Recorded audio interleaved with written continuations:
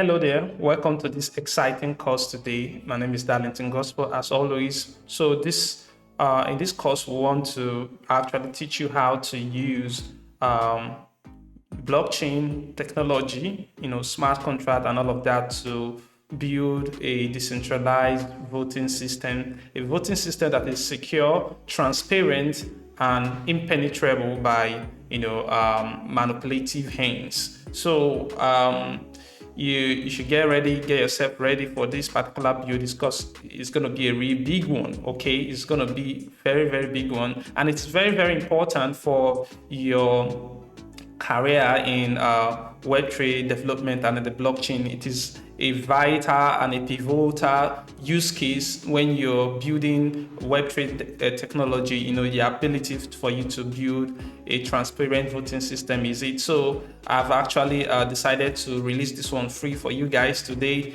So take the time and enjoy it. This particular build was actually handcrafted using technology such as TypeScript, React, of course, Next.js, okay, and we used Tailwind to make the beauty come alive. And we did quite a lot of things. We used Solidity for the smart contracts, tested it all, and so many of those things. We're also using Redux toolkit on this particular tutorial. So we're using the best of the technologies on the front end space and in the back end as regard to smart contract development. So if you're ready for this particular tutorial, I would kindly ask you to smash that like and subscribe button right now. Hit the notification bell so that you will not miss out on any tutorial that is coming on this channel. Okay, so I'm very, very excited this day to release this tutorial to you. Hope you're ready. If you're ready, make sure you crack your knuckles. All right, so let's get started.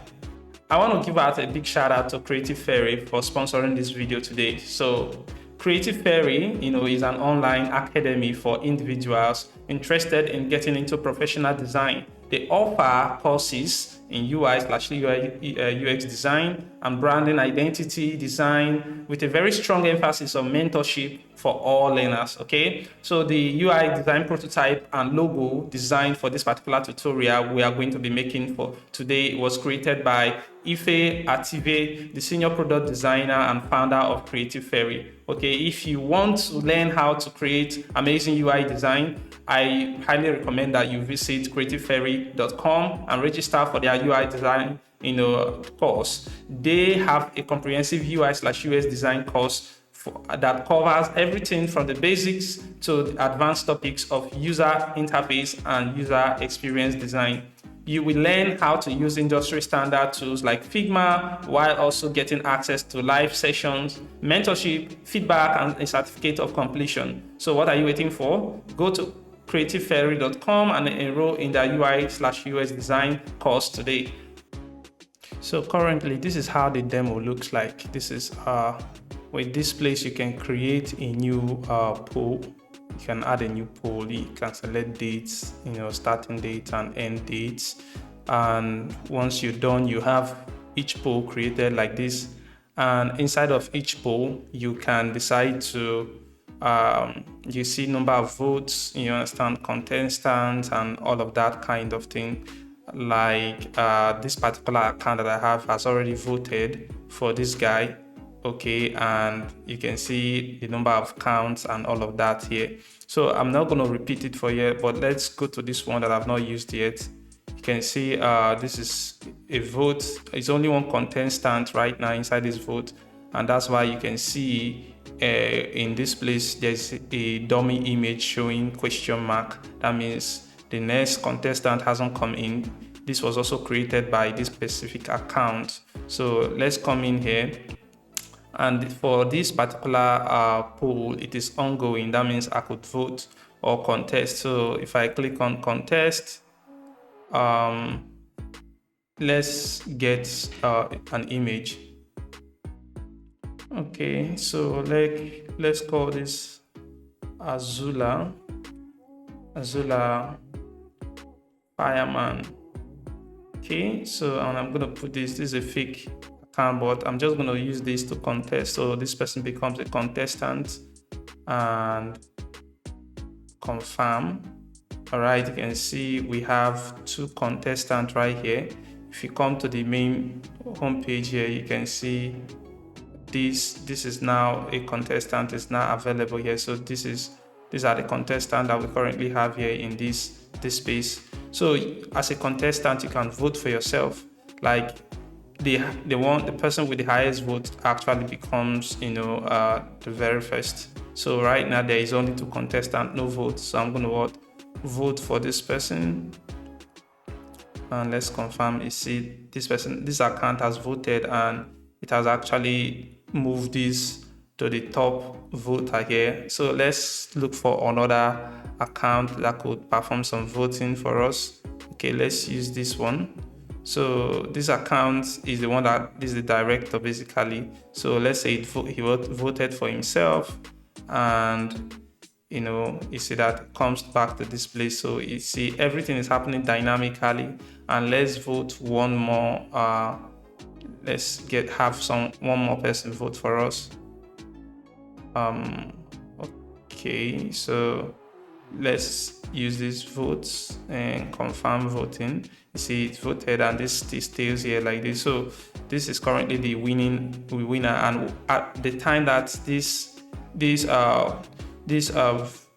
by the time that this comes to an end, nobody will be able to vote anymore, and that is how you get this whole thing going. So this is how the interface works right now. This is how the voting application works, and in this tutorial we're going to dig into this the development of this particular build. All right, hope you like it and you're ready. So let's get started. In proceeding further with us in this course, you will need some tools installed, okay? Very, very important. First of those tools are Node.js, okay? Make sure you download the, latest version, okay? This particular one, not the current version, this LTS, okay?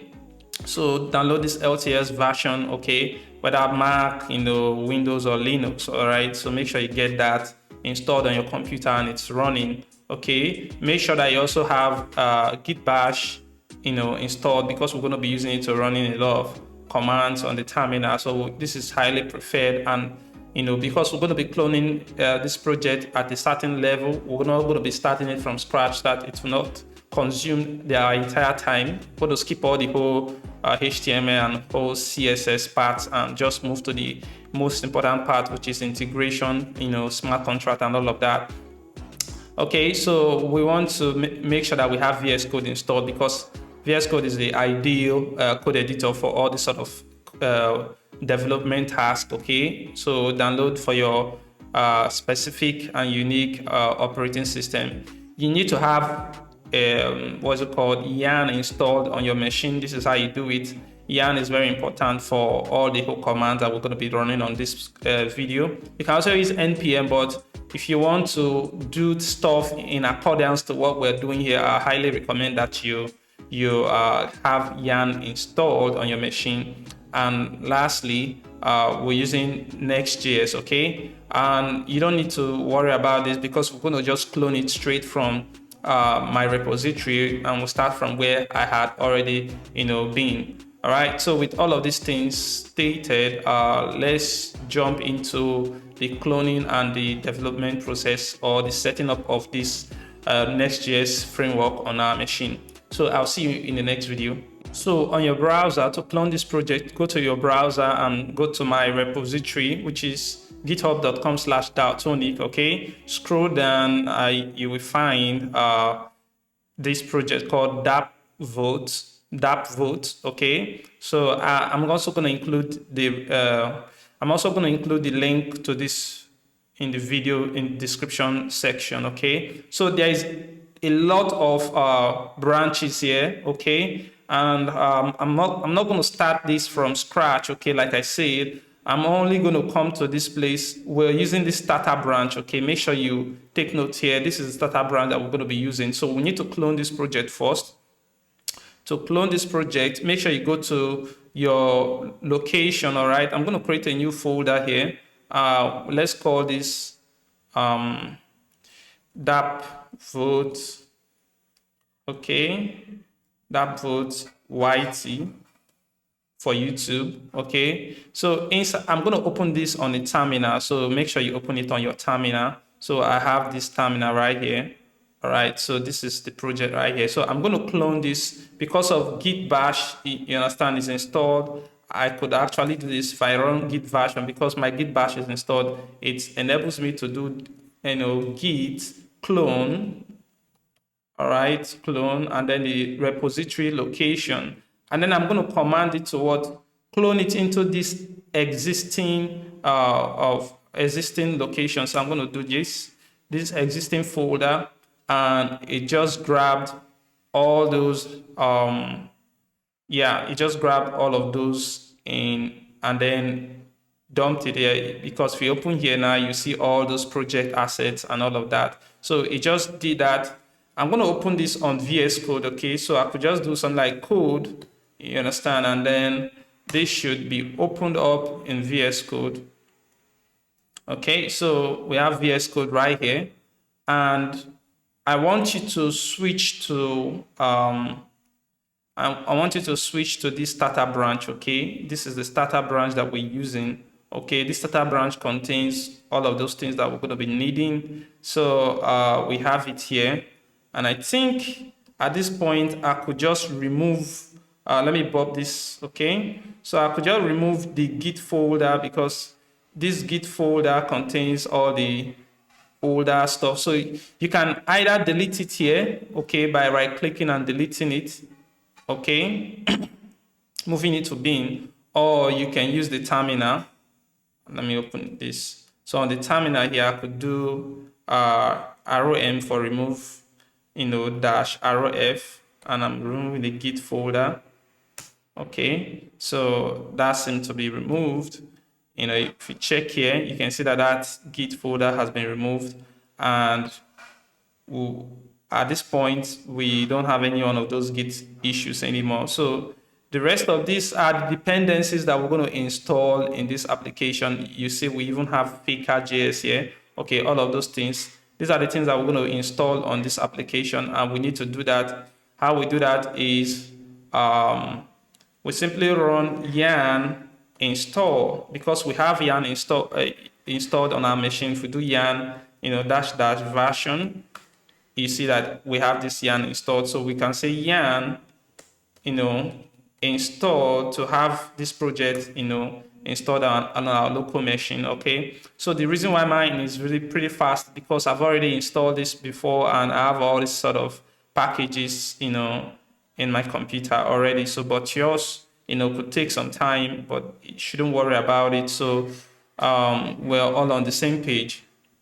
Okay, so we're just waiting for this to complete, and once it does, we're going to see it on the browser. Okay, so installation has been completed. So if we do yarn dev and run that, see this has been started with all the configuration that we need and all of that. So let's come to this place, and we'll go to let's go to localhost colon 3000. So all right, so it is fully loaded. Don't worry about these little glitches. Okay, this is because of excessive length in data. So I'm going to just paste this right here. Okay, this simple rule, just straighten it up, and later on we're going to resolve all this, because the length, the title of a poll is not supposed to be this lengthy. So we're going to put some clause there later on to make sure that it doesn't get overboard, to make this look like this. Okay, so this is what we have right now. This is what we got. It's more like, when you come to inside of this place as well. These are just dummy data. The same thing is happening here. Okay, I'm gonna just add a little clause here to straighten it up, but just know that in the development, when we're actually working on it, so I'm just putting it on extra large, so you see how straightened it is. So this is just what we're looking for right now, and all of those designs are already present. Okay, we're just using dummy states. So basically, this is where we are right now. So all of you are in the same page with me. If you've been here, everybody are on the same page. This is just where we are. So we're going to continue on the development from this place on. We're going to take it here, revamp it, and start putting up real data in the next set of videos that we, as we move on. Okay, so see you in the next sections.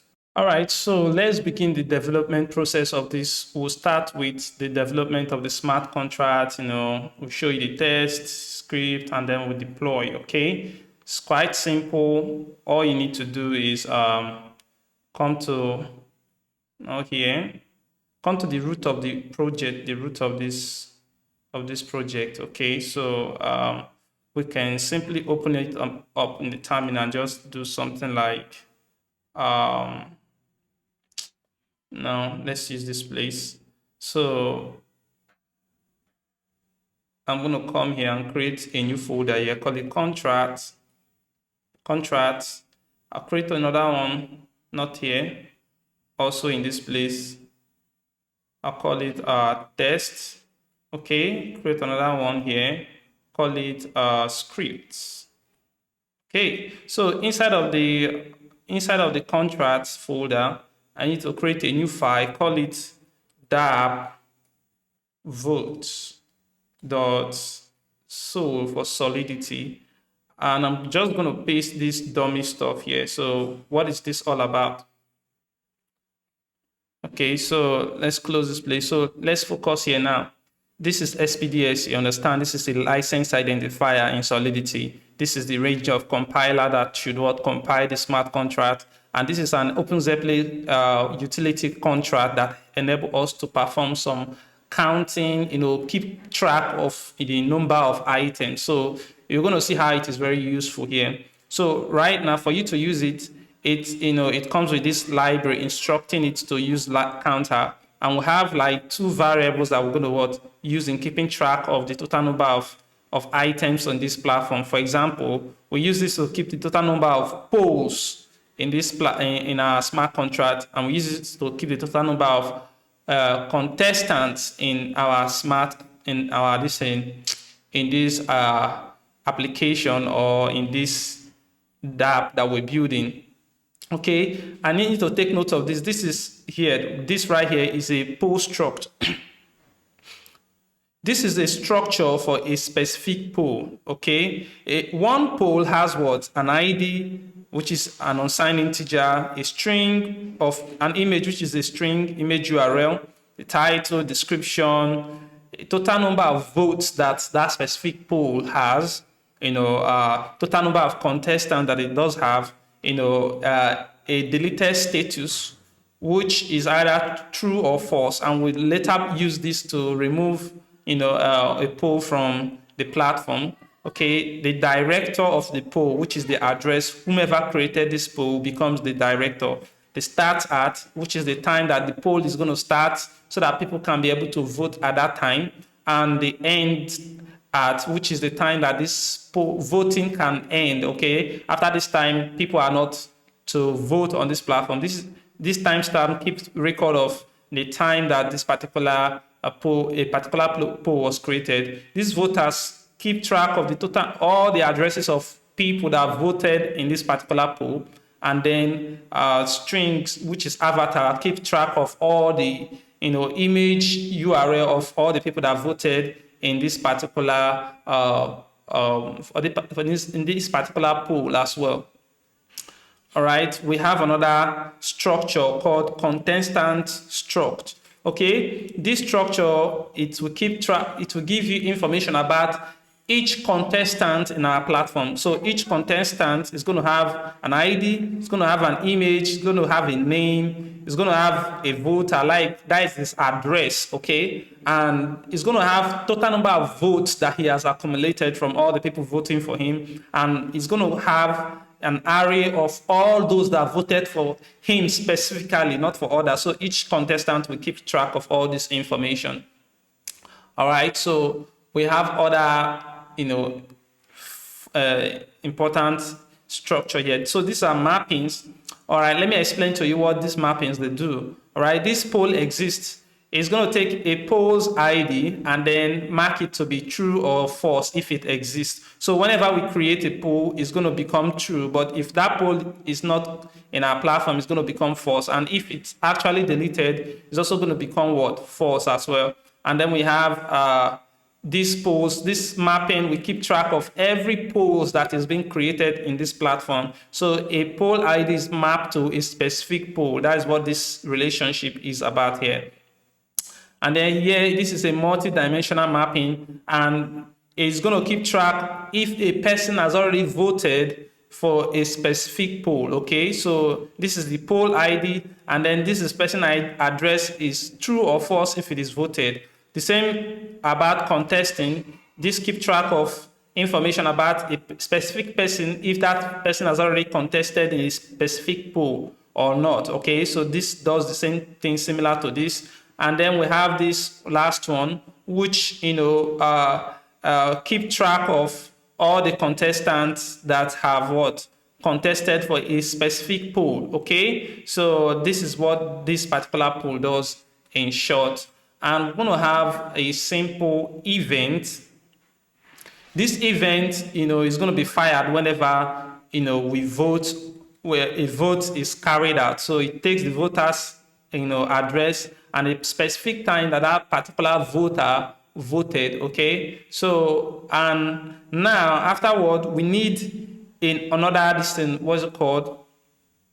We need to create a function called create poll. Okay, what does this function do? It helps us to create a new poll. It takes in the image of that poll, which is like the banner of the poll, and you can see that with whenever we come to let's enter here. So let's see here. So this is like the banner. So it takes in the banner of the poll. Okay, and it takes in the banner, which is the image, the title, the description, the time it will start, and the time that it will end. So all this information are valuable, and we're going to use it to create a poll. This function, of course, is public. That's why it has that public access access specifier. Okay, this public keyword is called access specifier. So we're going to put some requirements here.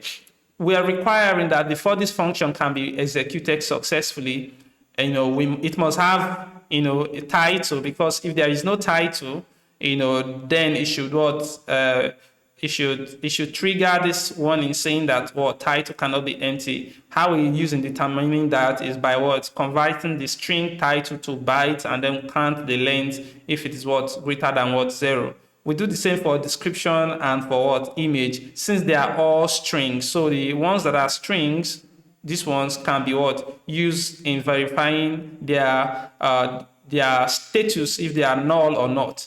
And this one here is basically a number, so we use it to check if it's not 0 and if the end date is greater than the start date. So all of this requirement has to be kept before any form of operations can be carried out in this specific function.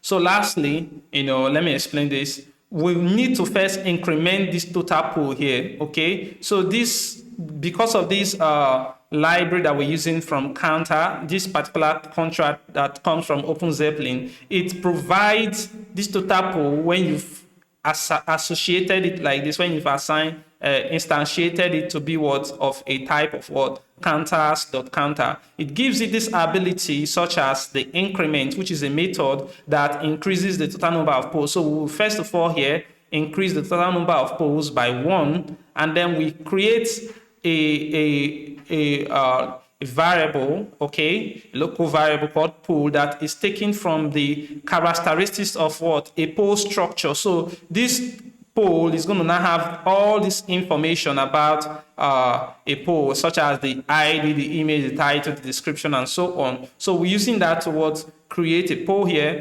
So now we're saying the poll ID, we say poll.id is equal to the total polls dot current. So the current one will be 1 because this has been incremented here. So the current poll is 1. So we give it that ID, we give it the title, we give it the description, image, the time that it starts, time that it ends. The director is whomever that is creating this, which is MSG.sender. okay? And then we have the timestamp, which is a function that we will soon create, okay? This function enables us to have a 13-digit, timestamp instead of the local, the default 10-digit timestamp that Solidity provides us with. And then lastly, we say that what? We assign inside this pose, look at this mapping here. Inside this pose here, we're saying this specific poll ID is equal to what? This poll that we just created here. So we are assigning it to what? This poll ID here. Okay. And then lastly, we're saying that this poll now exists. Okay. So, and lastly, of course, you want to bring in the function, which is just a small utility function that I created that enables me to have a 13-digit, timestamp instead of what 10-digit timestamp, which is very much, in agreement with how it is done in in JavaScript. Okay. So with that said, we're done with this create poll function. So in the next section of this video, we're going to jump ahead and perform some other operations such as ability to delete update a function, update a poll and delete a poll. See you in the next video. So let's write the next function here. It's going to be called update poll. Okay, update poll has the same sort of parameter as create poll. The only difference here is that now we're accepting an extra parameter called an ID because we need the ID of the poll for us to be able to delete such poll. Okay, to update such poll. If the ID is not there, we can't possibly find that unique, poll. After that, we need these requirements, okay? So these requirements are quite important to, make sure that we are deleting the right thing under the right we are updating the right poll under the right conditions. For example, we need that this poll need to be existing first, because if it exists here, that means it has been created. So if it doesn't exist, this update function will not run. And we need to make sure that the director of this poll, whomever that is trying to update this poll, is the one that owns the poll. Otherwise, to say unauthorized entity. This is very important to make sure that we keep to transparency and privacy, okay, rule of the blockchain. All right. So we make sure that all these title, description, and image, they are not empty, okay? And we'll make sure that this has not already been deleted, okay? So it's quite important that it has not been deleted before you try to update, okay? And we also, because if it's deleted, the deleted status will move from by default, it is true here, it is false here. So if it's now true, means that it has been deleted, all right? We want to make sure that before you delete, this poll does not already have votes. That means because if people have already started voting, that means you can no longer delete this poll. You can only delete this poll when people have not voted any one of their contestants yet. And also, before you can update this poll, okay, you want to make sure that you want to be able to update it under the right conditions, such as it has not expired, the timeline for these votes to take place, the end date has not reached, okay? If the end date is greater than the start date, this specific criteria is no longer useful. Let's just remove it because it's just redundant. It's always going to be true. The end date is always going to be greater than the start date. So let's just remove it. It's not required here.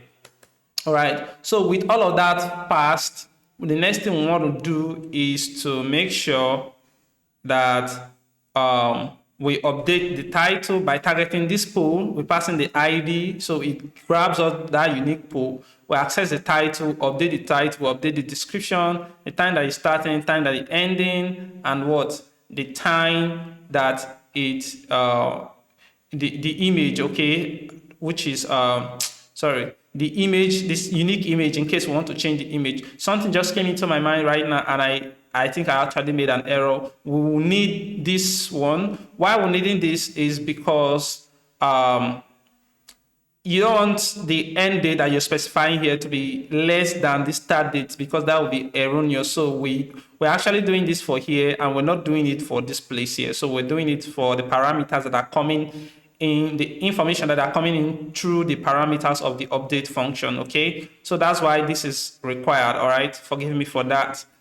Okay, so with this, you've been able to create the update function. All right.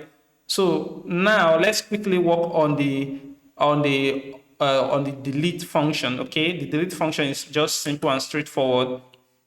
So the delete function takes in an ID of a poll, a specific poll. It checks if it exists. It checks if you're the owner, and then it checks if it doesn't already have votes in it, and then what? It deletes it. So deleted will become what? True here. So that is what we're talking about here.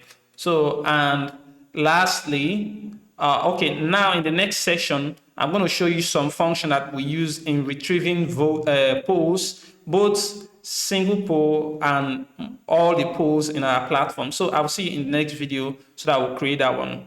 So get a poll is very simple. We can just simply say function, the name of function is what? Get poll, okay? And we specify the unique unsigned integer called ID. Okay, this is going to be a public, of course, view return, because we actually want to return data that can be viewed, data that can be read. Okay, so that's why we're saying view return. And the kind of data you should return is what? This post struct data, and it should be stored in the memory. All right, so it's going to return this sort of data. Okay, and we're simply targeting that polls, okay, which is here with this polls here, this mapping poll. Okay, and we'll target it with the unique, poll ID. Okay, so we'll simply say this poll ID, we're grabbing that poll and we're returning it. So this will help us to get a singular poll. What about for multi-polls? Okay, in case we want to return all the polls that are available on our platform here, so we just need to make sure we say get polls, view returns, poll struct. We are returning an array of it, and want to just put it under the name called what? Polls. Okay, so at the end of the day, this is what should be returned. All right, so right now we're going to perform some looping structure. We're going to go through all the polls and return only the polls that have not been deleted. Okay, so I want to use this counter called available to what? Keep track of all the undeleted polls in our platform. I'm going to say for, using a for statement, okay, for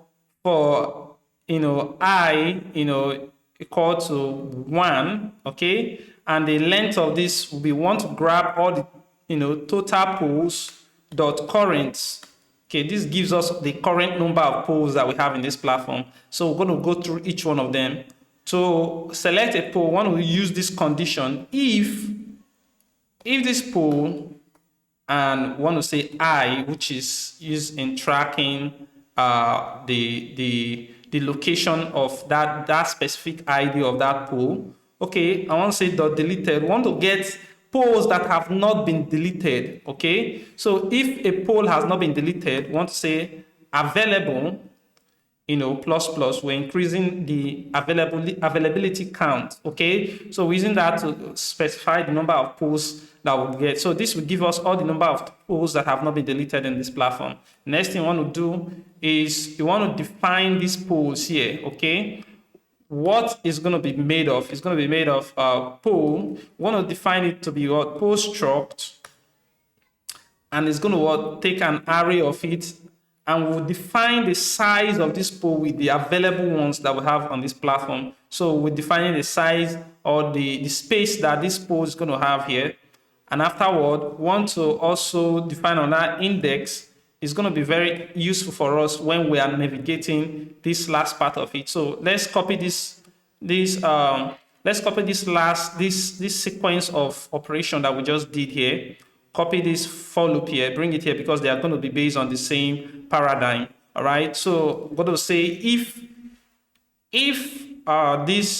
we'll loop the first one here to get all the available polls, and then we define the storage, the variable that will store all the polls, and then we're looping it a second time to actually assign the polls inside of it. So we want to say poll, okay, and then this index, okay, index starts with what?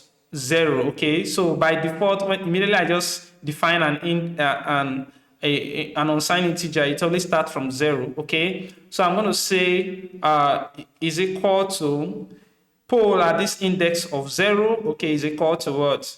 This poll, and then I'm going to specify with this I, okay. And at the end, I'm going to say index plus plus so that it will go on the next iteration.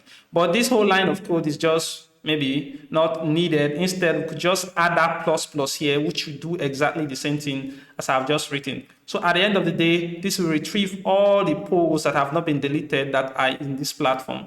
All right. So that is how you read specific poll and all polls on the platform. So in the next section, let's work on what? Contestants, okay? So we want to create contestants and we want to be able to list them all as well. See you in the next video. So let's have, people be able to contest, okay? Which is where these two storage spaces are going to be for the mappings. This is going to hold contestants, and this is going to hold information whether a contestant has contested or not. So let's write the function that will create a contestant for us. So we say function contest, okay? And in contesting, you need the ID of the poll. Okay, you need a string, which is going to be stored in the memory. This is going to be the name of the contestant, and another string that will hold what? The image, okay, of the contestant, the image or the avatar of the contestant. So we can then say public is because we want it to be visible. And then after you define all that vital information, we want to put some requirements here that needs to be what? Strictly observed. First of all, we want to make sure that that poll exists. Second of all, we want to make sure that the name and the image are not empty. Okay, third of all, we want to make sure that this poll has not already received votes, because if people have started voting in this platform, then there is no need for anybody to contest anymore. All right. And then lastly, we want to make sure that this person has not already contested, because if this images.sender has contested, recorded here, okay, this is what we use in recording it, then there is no need for this person to contest again. Okay. So that is one of the things that we want to make sure that we strictly, we strictly adhere to. Lastly, here, I want to make sure that before a person can contest, want to make sure that, the votes are less than what? 1, and contestants, okay, say poll, say of this ID dot contestants, okay, the contestants are greater than what? 1. So that people can actually be able to okay, this is not needed here. This is not the place we're going to need this, but we're going to need that later on. All right, so at this point, these are all the requirements that we need to what? Contest. If there is anything, I'm going to bring it up to you later on. So next thing we want to do is that, like before, we want to increase the total number of contestants by 1, and want to define a contestant variable using the contestant struct, which means that by defining this, that variable is going to have all this information, which is here. So this contestant is going to have all those information, and then we'll giving it the name, assigning the image to it, which they are the ones coming from all the parameters here, and the voter, which is what? The person that owns this, that is this contestant, which is what? msg.sender. And lastly, we give it the ID of what? Total contestant, the current total contestant, which is what? This, the ID of it. All right, contestant.id. And now I want to say this contestant, and we're actually, this is the ID of the poll for this contestant, for this poll. We're saying that this contestant ID, we're assigning it to what? This contestant. That is basically what we're doing here. Okay, so for this poll, we're saying that this contestant ID is this contestant. That is what we are doing here as well. All right. And then this contested status, we're saying for this poll, we're saying this user has contested. All right. And lastly, we're what? Pushing these images, this avatar, this image of this contestant into what? These avatars that are in this poll, because it's going to be useful later. That is how we use in performing this operation here. You see this avatar that are being displayed here. We use that methodology to make sure that it reflects there. All right. And then we bump the total number of contestants by 1. So that is all that it is with, this specific function in being able to contest. So in the next section of this video, I'm going to show you how you can get a unique contestant and all contestants in the platform. So see you in the next video. All right, let's get some contestants, okay? We use something similar to what we've done before here. All right, so I'm going to copy those 2 sets of codes and come all the way here. So this, I'm going to change it to get contestants for a specific poll ID, okay? So this is going to return,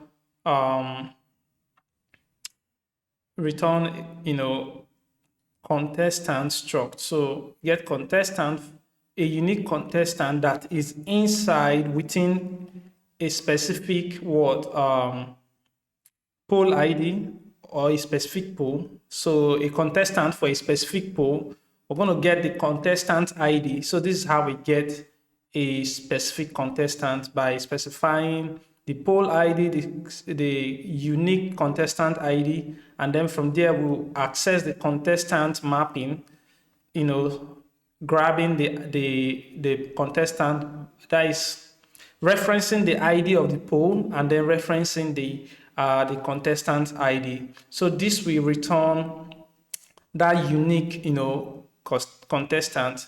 So after this, let's also do for here.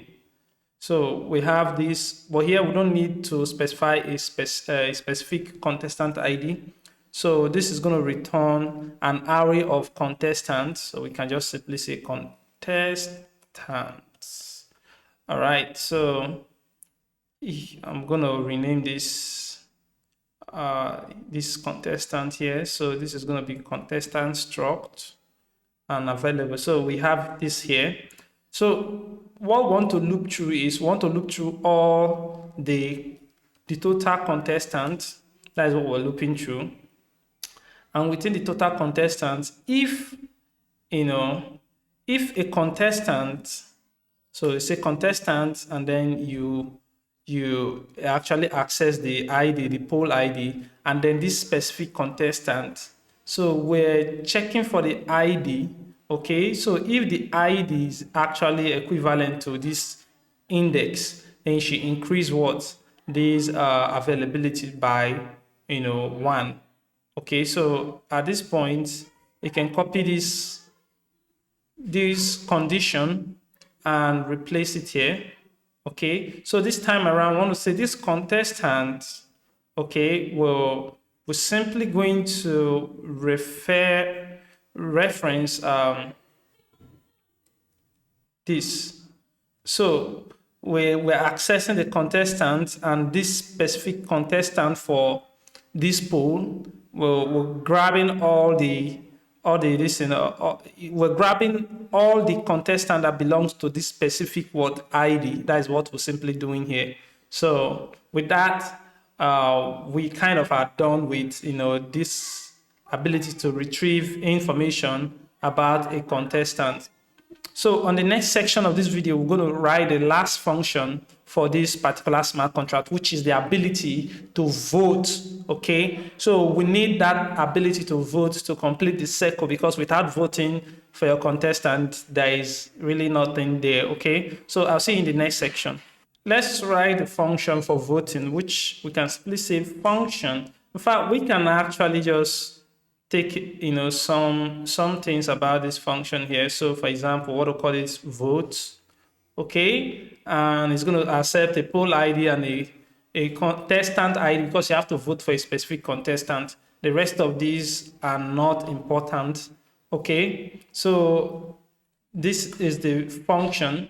So within this function, we need to get some some requirements. Okay, first requirement is that this poll must exist. Secondly, that this particular because if you look at this voted here, okay, which is a structure in using marking that a person has successfully voted or not. So we want to make sure that we exterminate double voting, and this particular requirement ensures that people don't double vote with the same wallet address. Okay, so we're checking to make sure that this person has not already voted, and that this particular poll has not been deleted yet. Okay, so those are the things that we need to check for.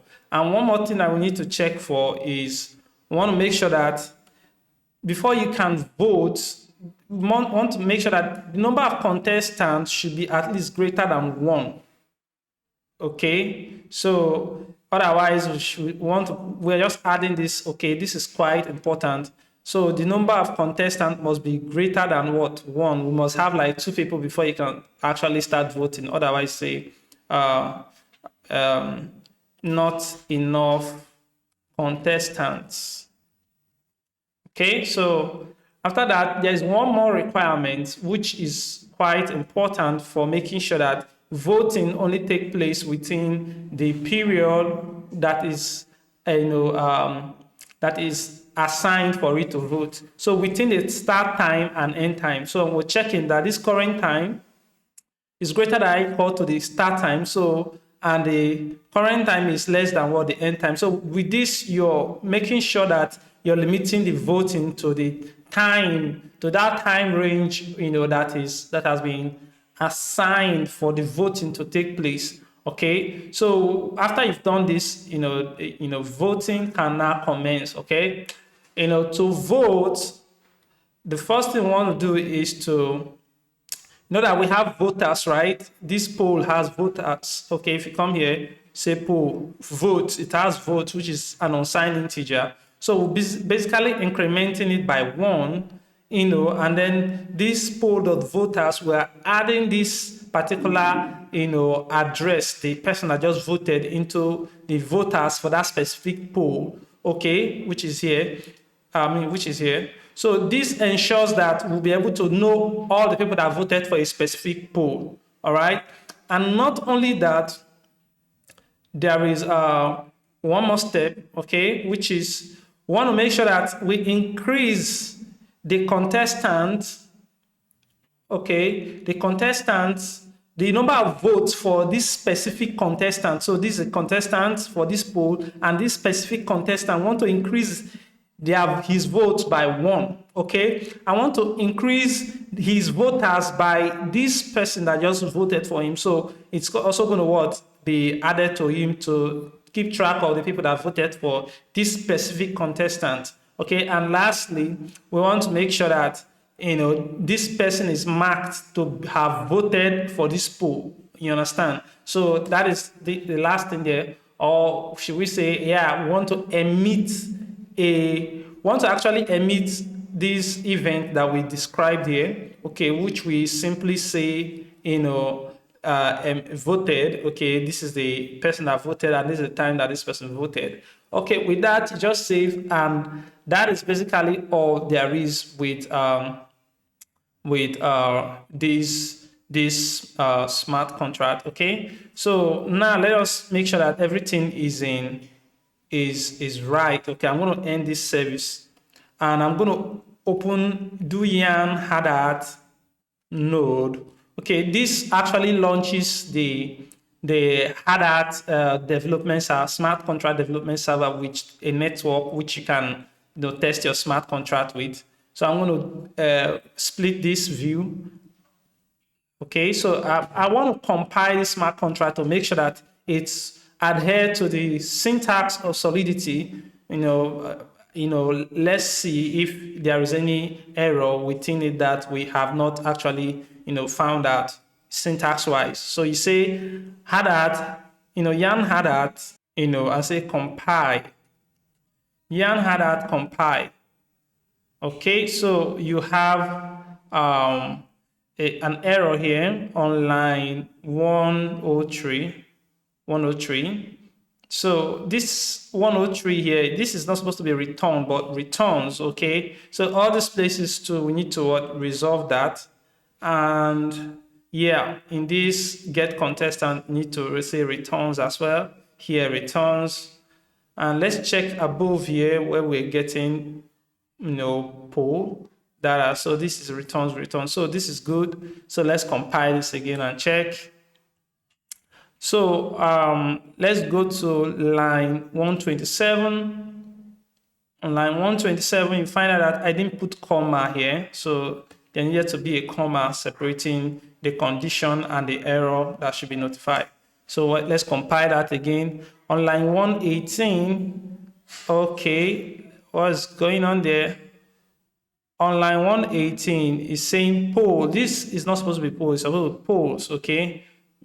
So because we're actually referring to the polls mappings that contains all the polls in the platform, and then you run this again, you say this is not poll, this is supposed to be what polls. So here, all these places here that we made some errors, okay? So also we need to correct that here, and let's save that and run that again. So wow, a lot of errors are being revealed here. Okay. So here we're saying that member contestant not found. When they look at so it's supposed to be something like contestant not tanned. Okay, so that's another error, and this is good for you to see all the errors that we actually had. So this I'm going to change to contestant, not contestant. Okay, check that. Okay, all the rules and regulations has been obeyed, and so therefore this particular smart contract is now due for some tests. So we're going to write some tests next to validate that the functions they work as we have developed it to be. So on this next part, to test out the smart contract, I need you to create a new test script here. Call it dapp vote.test.js. Okay, inside of it, we're going to import two important test libraries, okay, which is expect coming from chai and expect revert coming from the Open Zeppelin test helper. Okay, so we already had all this thing installed the moment that we clone this specific repository. So all of those libraries and packages are there available. So in testing, the drill, you have to put a describe block, and in this describe block, we want to give it a name called contract, because this is where all the contract code they are going to go. So inside here, this is where our code, all the logic of this test are going to go. So I want to create two important variable called contract and result. Okay, the contract is going to hold our contract data. Meanwhile, the result is going to be holding information for every test that we run. Secondly, want to do this. These are some variables. Description this is the description. These variables are important for a specific poll. Okay, this is a description of a poll, the title, the image, URL, the time that is starting, the time that is ending, the poll ID, and the contestant ID. Okay, so we just need those ones. I just dummy data that I put there, and we could also make use of this one here. These ones are for contestant. So contestant number 1, the avatar and the name. Contestant number 2, the avatar and its name as well. And one thing you must know about testing, if you've not been following my previous tutorial, there's this hook that comes with chai expect, which is what that framework is called before each. Okay, so before each,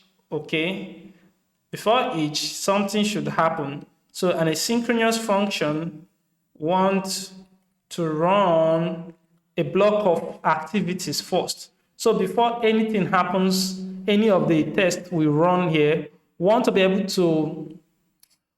to define, that is, create the contract configuration. We want to be able to deploy the smart contract to the network. So we say await ethers dot get contract factory.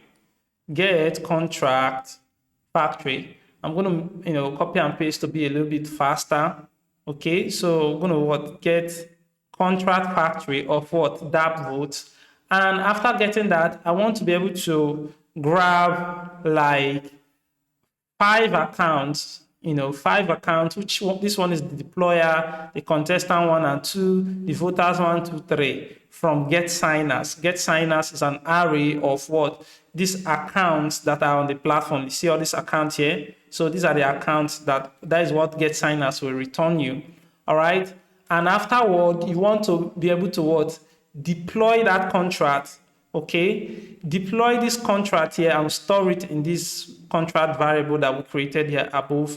Okay, we say await.contract.deploy, and after it's deployed, we want to make sure that deployment was successful and the transaction was signed and added to the chain before we proceed with the rest of the activities. So the next thing we want to do, want to write another describe block. So this describe block is for poll management, okay?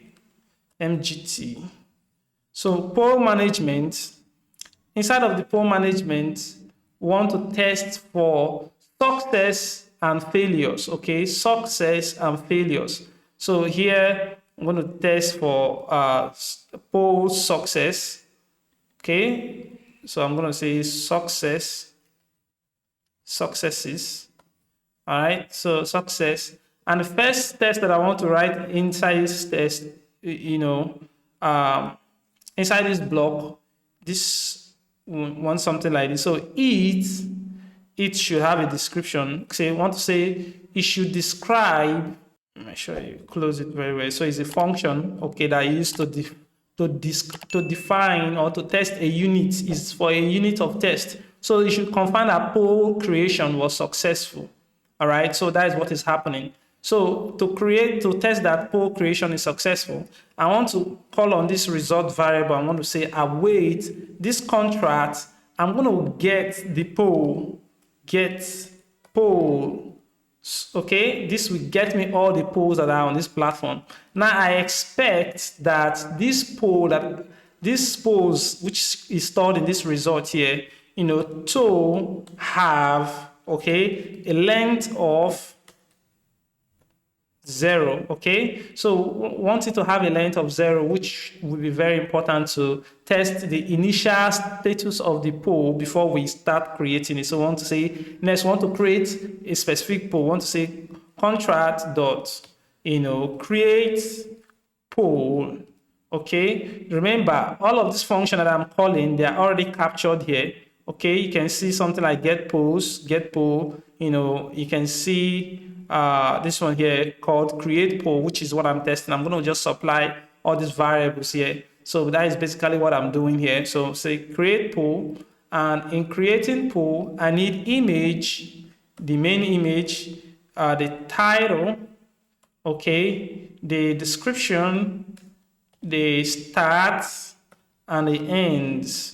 Okay, this will help me to create a poll. Now, after creating it successfully, I need to be able to test, that this poll now, when I call get polls, it has increased by 1. So when I save this, okay, and let's run this test. How we run test in hard hat is by saying yarn hard hat test. Okay, we'll run this test here to see if it works correctly. So it's failing, say that assertion expected to have a length of 1 but got 0. Okay, I think I understand why this is happening. The problem is coming from this get polls here. I just discovered that this criteria here is where the problem is coming from. Since we're starting this whole iteration from 1 and not 0, so we need to add less than or equal to these total numbers here. So instead of less than, because if you say just less than, that means it's going to make sure that it ignore the last iteration that is very, very important. Okay, so let's save this and just run this and see. Okay, so that worked correctly. So we also want to check and make sure that it reflects in other places as well that we're actually calling. So because that is going to be very important that we look across it. Okay, so it's safe so that we don't see the same problem, So right now our test is passing successfully.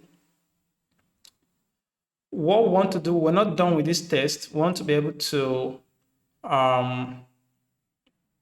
after we've seen that we are able to create polls successfully, there are some other things that we need to do. We want to be able to get a single poll. So we want to say await contract dot get poll, not polls, but poll, okay? A singular poll, and then you want to pass the poll ID, okay? The poll ID is this one here, okay, which is 1.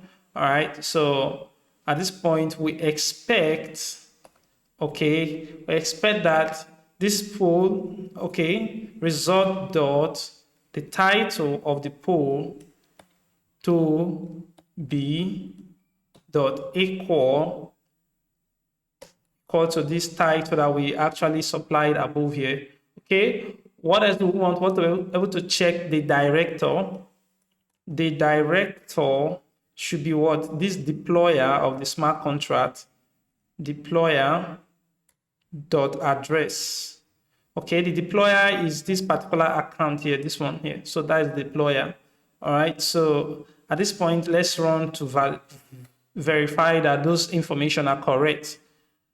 And successfully we can verify that. Okay, so there are other things that we need to check. We need to be able to check for the ability to update a poll. Okay, so before we actually run the updates, let's come here. So I'm going to paste some things here. Okay, so let's do this. All right, so this here, we're starting from this place here. Simply what we did here was to say it should describe, should confirm that poll can be updated. So we created a poll simply and grab that poll to check for the title that it is exactly what was used to create it. So when we run that piece of code, that should work fine. So now let's actually update that poll. Okay, we want to update it and copy this line here. Come here, change this to update poll, and you want to pass the poll ID. Okay, the poll ID is very important because that is like the 5th parameter that is required of the update function. So at this point, we want to grab this and come here. So, but we want the title that we're updating to be what? New title. New title. So now after the update, when we call this should be what? New title. Now that is just what we want to use to verify that we can be able to update successfully. Okay, we're updating successfully. Next thing we want to do for deletion, we want to be able to test that we can delete, can delete an item. Okay, so right now I'm going to copy some of this text, some part of it, okay, and only reserve the part that we need to work differently on. So basically what we're simply doing here to delete a specific, to confirm the deletion of a specific poll, we're saying that await contract create. So we're creating a poll. After creating a poll, we're confirming that that poll has been created. We confirm that the poll deletion status is still false. Then we actually cannot do the deletion. Okay, to delete a poll, you simply do await. Of course, this is all asynchronous. Contract dot delete poll, and then you pass in the poll ID. Okay, and of course by default is going to be the accounts that I use in creating that poll. So therefore it has the privilege and the credentials to delete that poll. Afterward, you want to test out these things again. You want to test one. The number of polls should decrease by 1, okay? And this should become true now. So that is what we want to test for. So let's test for that and make sure that it's successful. So yeah, it is successful. With that, we've already tested for all the success situations of a poll, okay? So now I want to actually test for the failure situations within a poll. So to test for this, say describe failure. Inside of this, want to write the first unit of this test, which is this it here. Okay, inside here, we want to create a poll. We want to create a poll here. So we're creating a poll, but we don't want to add the image, and want to see if it will complain that there is no image, okay? Because when we're creating a poll here, we actually specify that there must be an image. So want to know if it will complain that there is no image, at this point. But we're using this expect revert method to test out the failure of this. So I'm going to wrap this here inside another, this expect revert. So I expect that this contra.create, when I run it, it should report back with this error saying that the error that I expect it to return is this particular error. Image cannot image URL cannot be empty. So with this is one test that we need to check. So let's run that and see. Okay, it passed successfully. Okay, so we want to actually run the next test again. In fact, we want to add one extra step here. So here we're going to make sure that it has image. Okay, but the start time is actually 0. So we want to make sure that it has this error reporting to us that if it is not greater than 0, it should return this error for us. Okay, so let's save that, run this again. Okay, so that succeeded. All right, we're going to test a few more. Let's write a few more tests. Okay, let's just test this. Let's write a few more tests. I'm going to copy and paste this test now. So this test is going to confirm that poll update is failed. So for example, you need to be able to update with the right ID, and right here I'm supplying 100, which is an ID that is not found. So I expect that this poll should say poll not found. Okay. Okay, that succeeded because poll is not really found. And lastly, for this specific function that has to do with poll management, let's write this test that should confirm the deletion of a poll. I expect that when I try to delete with a poll that the ID is not found, it should also return with that error. So let's test it out. All right, so that is it for the polls. Okay, so what I'm going to do now is I'm just going to paste, the rest of it and just explain to you, one line at a time, and, finish up with this section. Because, so now this is poll management. What about poll contests? Okay, for us to contest for a poll, before each one of any test inside here runs, we want to be able to make sure that we have created the poll first. That is why you have this before each.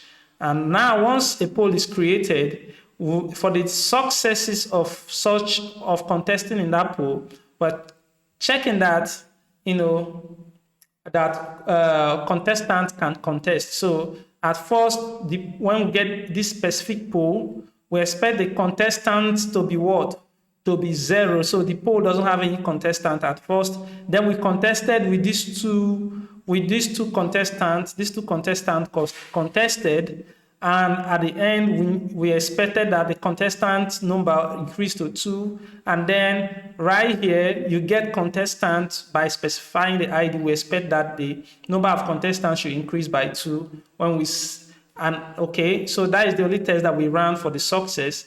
And then for the failure, okay, we passed in a poll ID that is not found. Is saying that poll not found. We're making sure that we did not pass the name of what? Of the contestant in this line here. And it's saying, we say that name cannot be empty. All right. And here again, we actually at this point contested successfully. And then we say that, okay, let's contest, let that person contest again. And it should report that is what?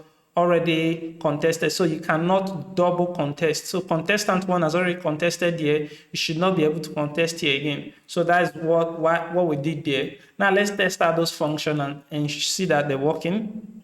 Get contestants is not a function. That means the name of this contestant is not correct. So let's come here. Get contestants should have an S. Okay, so now let us run that and check again. Okay, it all passed successfully. All right, that is fantastic. Okay, so we're done with poll contest. So we're done with this poll contest. At the end of this video, you should look at this script and look at it more carefully and see how I performed all the obligations of testing out those functions associated with, you know, this blockchain that Voting DApp. So now I'm going to paste this one and run it through it. So this one is about poll voting. Okay, in order to vote, we need to be able to create a poll first. All right, and then have 2 contestants contesting for that poll. Now, after that is successful, we want to check for the successes of of being able to vote. Okay, so right here we get that specific poll, and we expect that the vote is 0. Now 2 people contested. After those 2 people contested, we actually got the poll, and we noticed that the number of votes. Okay, 2 people. Okay, after this is where voting took place. After this vote, we run check on that poll again, and we expected that the number of votes has increased by 2. The area of voters have increased by 2, and the area of the avatars have also increased by 2, which all of these are information captured here and here. Okay, so now that we have those information correct, so now we want to get contestants by ID, and we've seen that the length of the array is 2 as well. And we get that specific contestant by their contestant ID. Okay, and then we see that this contestant has 2 people that has voted for him as well. And then we actually check that the owner of this, of this ID is this contestant.address. So that is what we did there. And simply for the failure, we try to vote, with the wrong, poll ID, and it's saying not found. And we deleted the poll, and we try to vote on the poll that's already deleted, and it should reply by saying poll not available. So let's save that and run this test now. Okay, all our 10 tests has been successfully executed. That is cool. So now in the next section of this video, I'm going to deploy this smart contract to the network, so that afterward we can start integrating it to our front end here, which is here. We can start making sense of it here. Okay, to deploy the smart contract into this network, localhost, right click on your scripts folder and create a new script, call it deploy.js. Okay, so I'm simply going to just do a quick thing for you here. I will need 2 libraries, okay, 2 simple libraries, which is ethers from Hardhat and FS, which is used for writing to file system and creating files in Node.js. Okay, I'm going to create a function called main, and this function, this is where it will carry all the logic of of this deployment. So this here will ensure that this function executes when this script is what called. So I'm going to just put it here. So main, this executes the function, and if there is an error, it should catch it and what, and log it to the what, to the console right there. So this is where our code goes in. Okay, so what do we need? We just need this line, this two line here. This gets the contract factory just as we did it before here, get contract factory, and we're using DApp votes. That is what we're getting as what, the contract name, DApp vote. And then we are deploying this what, contract. And after the deployment, we want to ensure that this was what deployed successfully. Okay, so once it is deployed successfully, then we can proceed to the rest of the thing. The rest of the stuff here in this platform is that we want to create, each deployment produces an address of that smart contract. Okay, so in this contract.address returns the address of the smart contract. So we're creating an object and converting it to a JSON, structure. That is what we've just done here. So this address now is now in JSON structure. And now we use this FS library to write it to a specific location that we want it to be. All the artifacts of each smart contract that is built or generated is stored in this folder right here. Okay, so we want to access that artifacts folder, and then we want to create a contract address.json. We want to dump it inside this folder here. Okay, and this is the content that should be done. This is the structure or the format that you should use. And if there is any, this is a callback function that if there is any error, you should just log it up and return. Otherwise, you just say contract deployed, in this specific address. So basically, this is all I need to use in deploying this smart contract. At this point now, all you need to do is to run the smart contract that is inside of this script folder. You do yarn /hat run scripts, okay, with an S, and you say deploy.js. You run that and you see, okay, it was deployed successfully. You can see that it has created this contract address. All of those things have been captured in there, which is amazing. So with this, your smart contract is now live on this space, and in the next section of this video, we'll start integrating this. We'll start being able to create from these spots and have them listed here at real time. So in the next video, I will show you how to integrate it to the front end. See you in the next video. Okay, so it is time now that we get into setting up the Redux store. Okay, Redux is going to be really essential for making sure that every one of these items are dynamic. They show up when they're supposed to show up. And they also hide when they get to hide. So a lot of the things that we're going to be doing in this place will involve Redux. So let's just have Redux set up for good, so that we don't have to come back, for every moment in trying to set up our Redux store. Okay, so what I would want you to do simply is to, let me close out from all of this. I want you to create a new folder. All right, create a new folder here, call it store. Okay, inside of this store, we're going to create two other folders. All right, this one is going to be called state. Okay, and then, sorry, not file.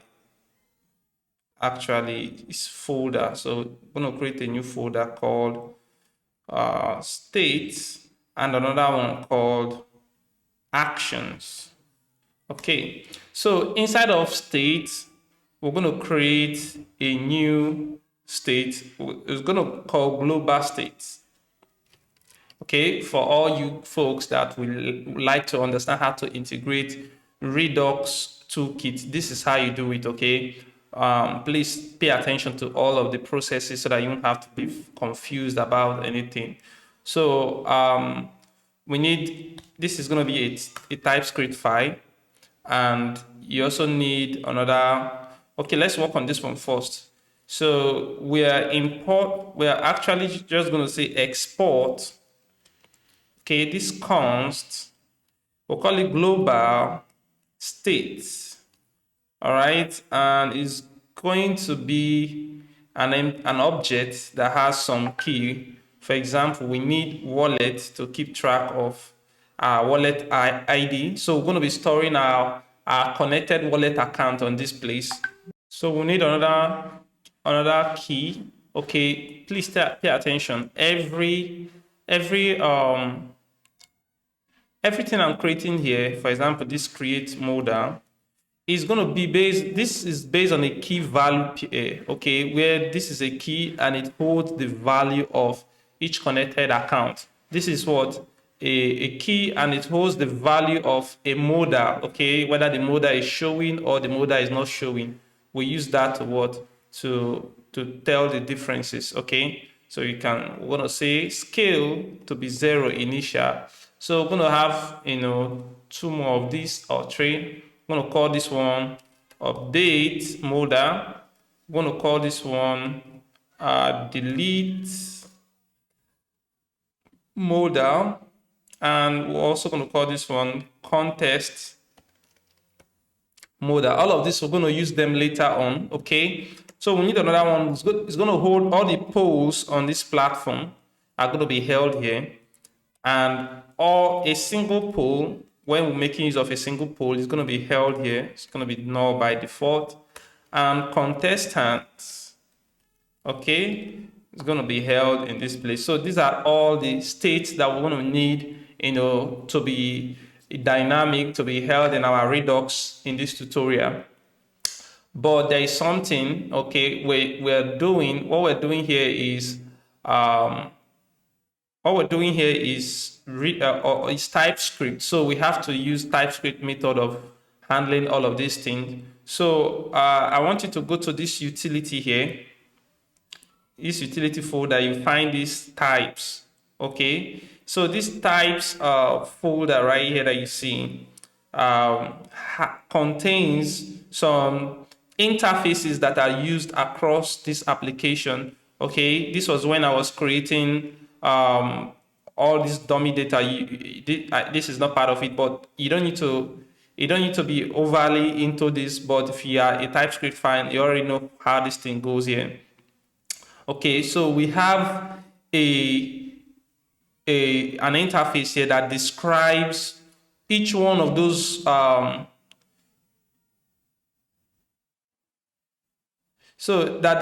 each one of those items that I just listed here and their data type. For example, a wallet is a string, okay, and create modal is a string, and it can be null, that is empty. We have update modal, delete modal. All of them are based on the same setup. We have what's it called?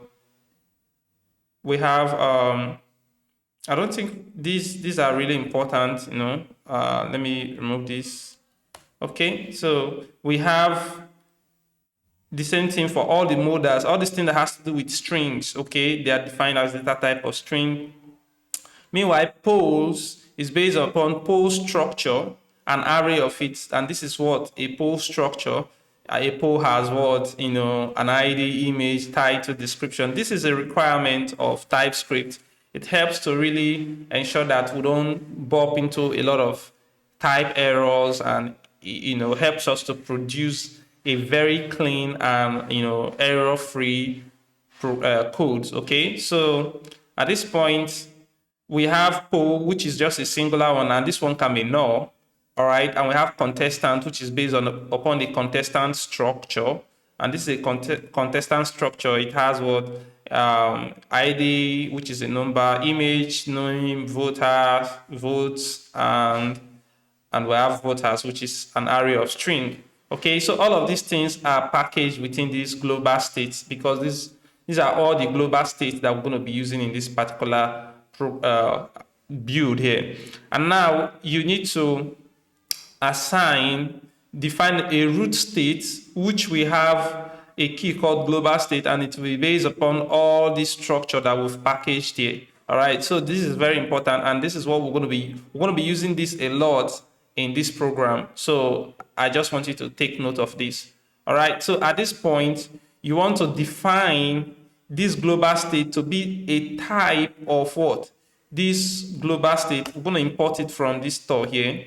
So you see that, it is being imported here. So I'm going to save this.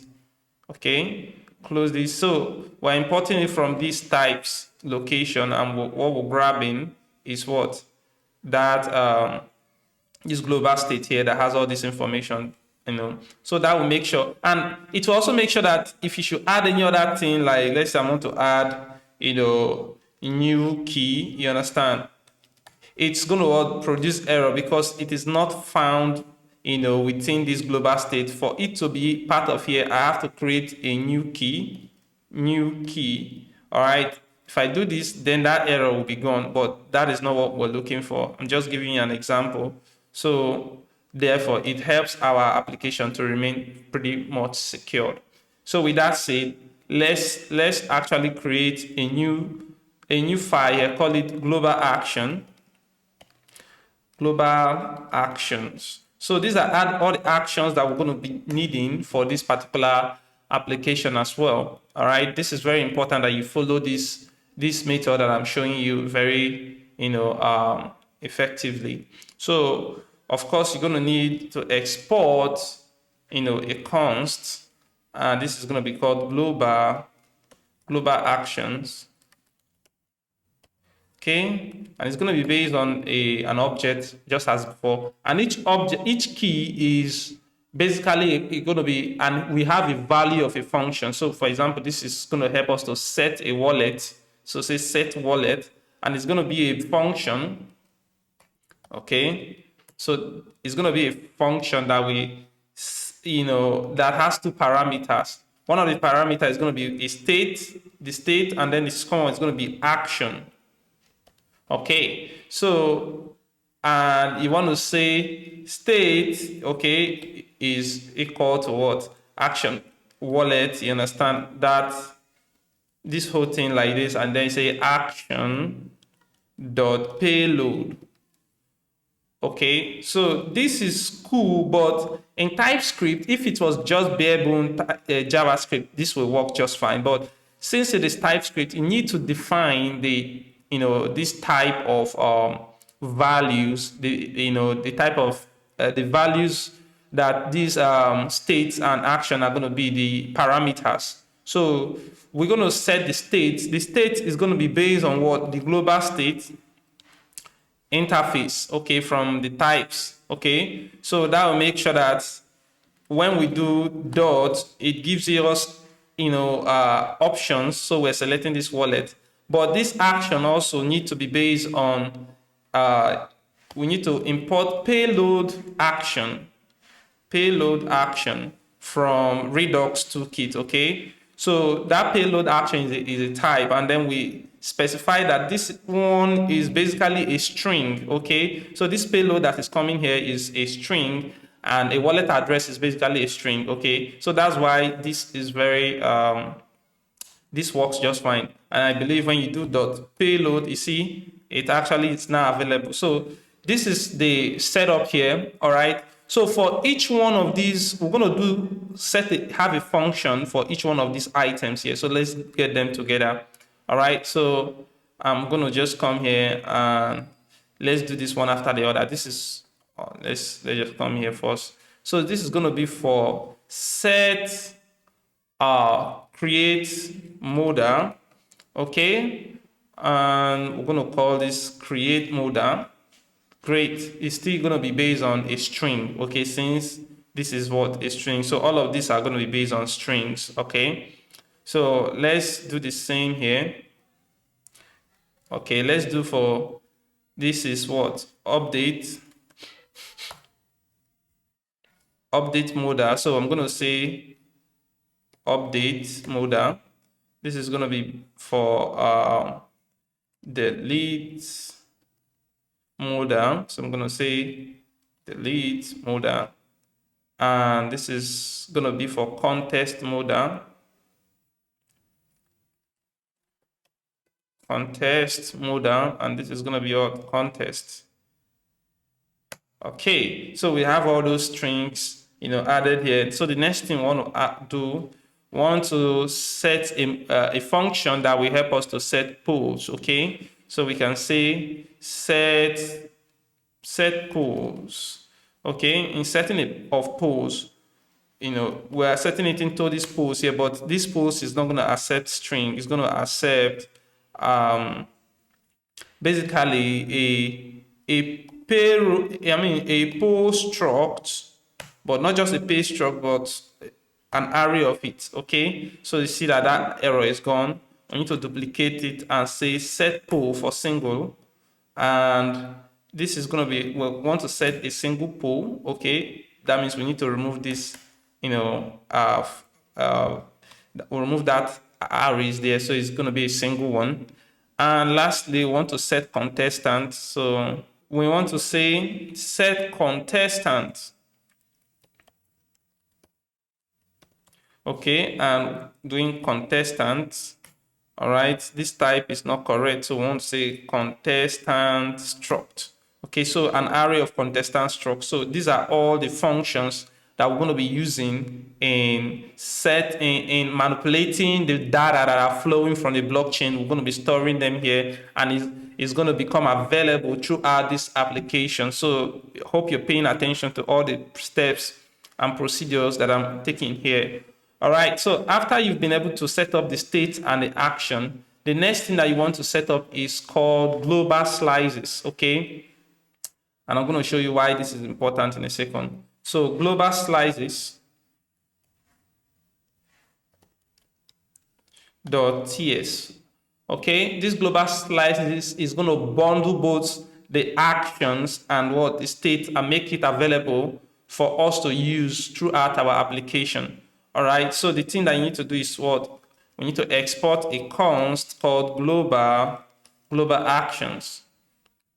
Global slices, sorry. Global slices. We're going to what? Create slices, okay? Create slices.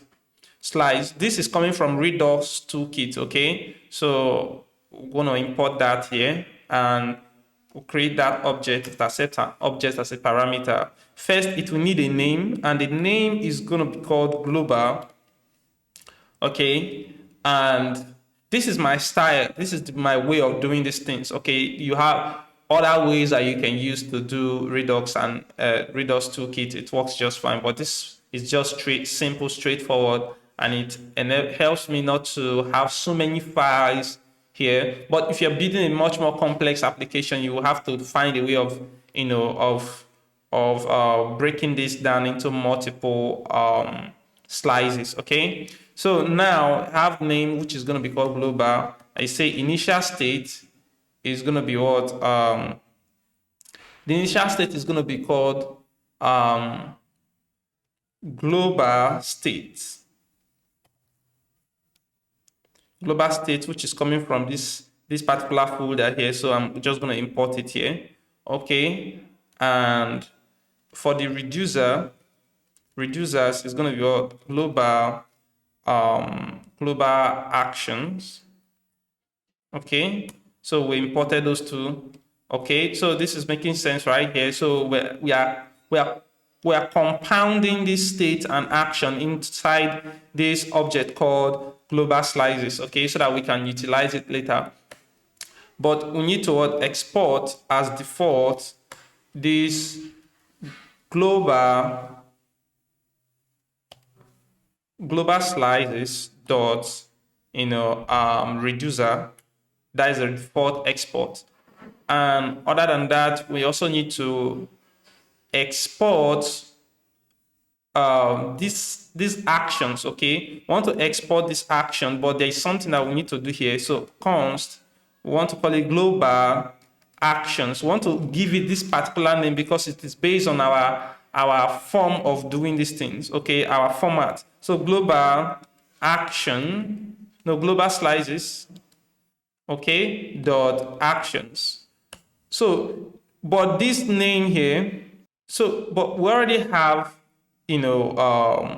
something like this here. We've already made import and we're trying to still define a constant like that. So this is not going to work out just fine for us. So what we're going to do is we're going to, give these aliases. So one would say this is as, global state, okay, and then we now use this as global state here, and then this is also, we're going to give this an alias of global action and actually give it global action here. So with that, those errors are gone, so everything works just fine for us. So we save this, and we are one more step toward completing all the necessary configurations.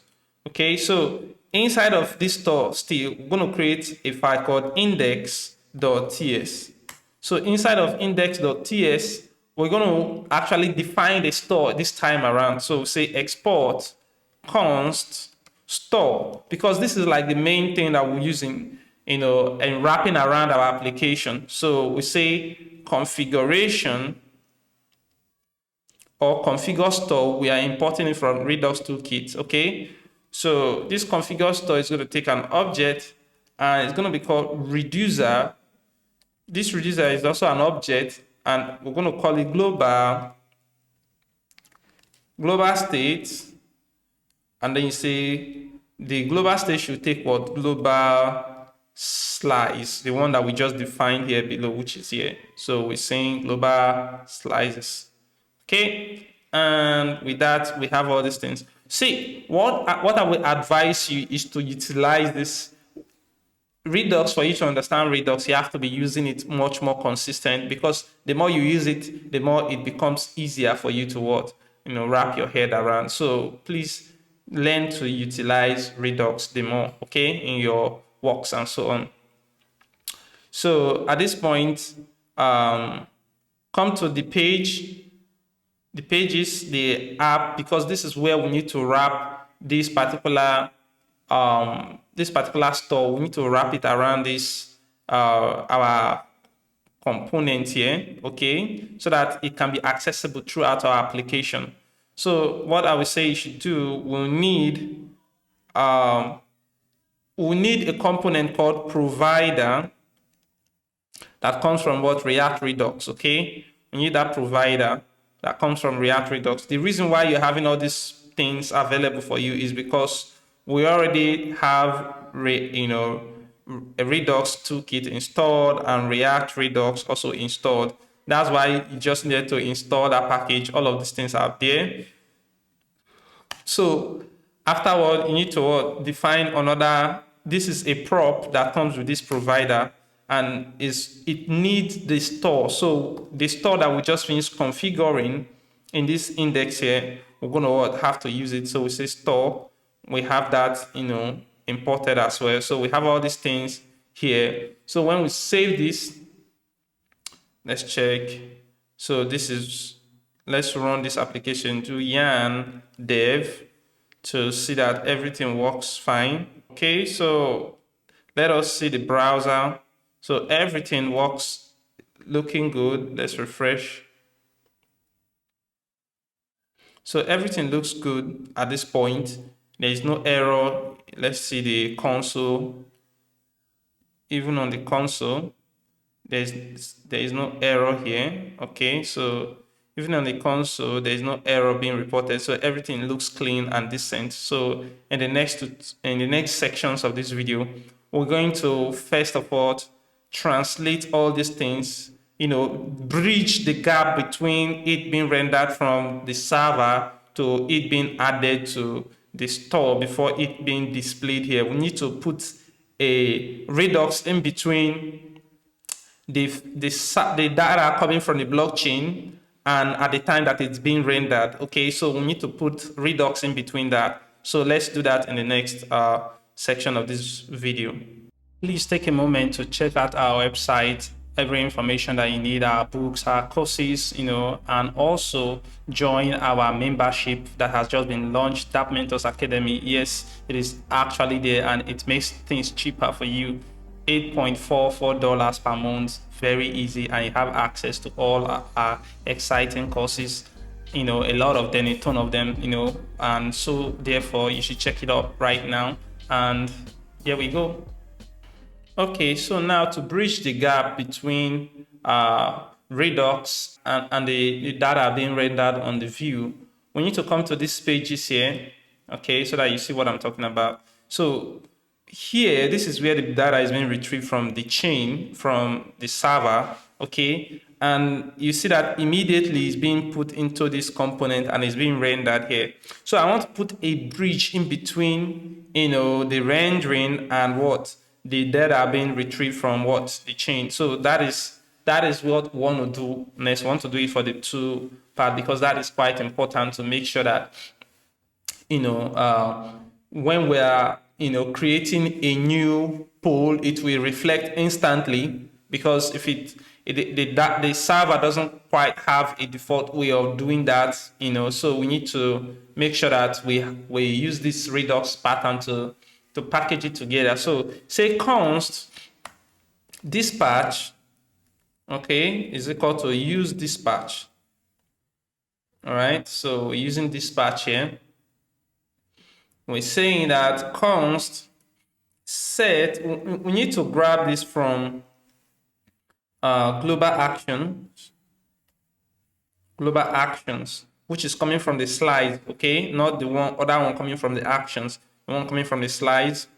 Okay, so this global action, we have access to all the functions that we created earlier. So we want to get the set polls, okay? So we want to say set polls, we want all the function that we enable us to set polls.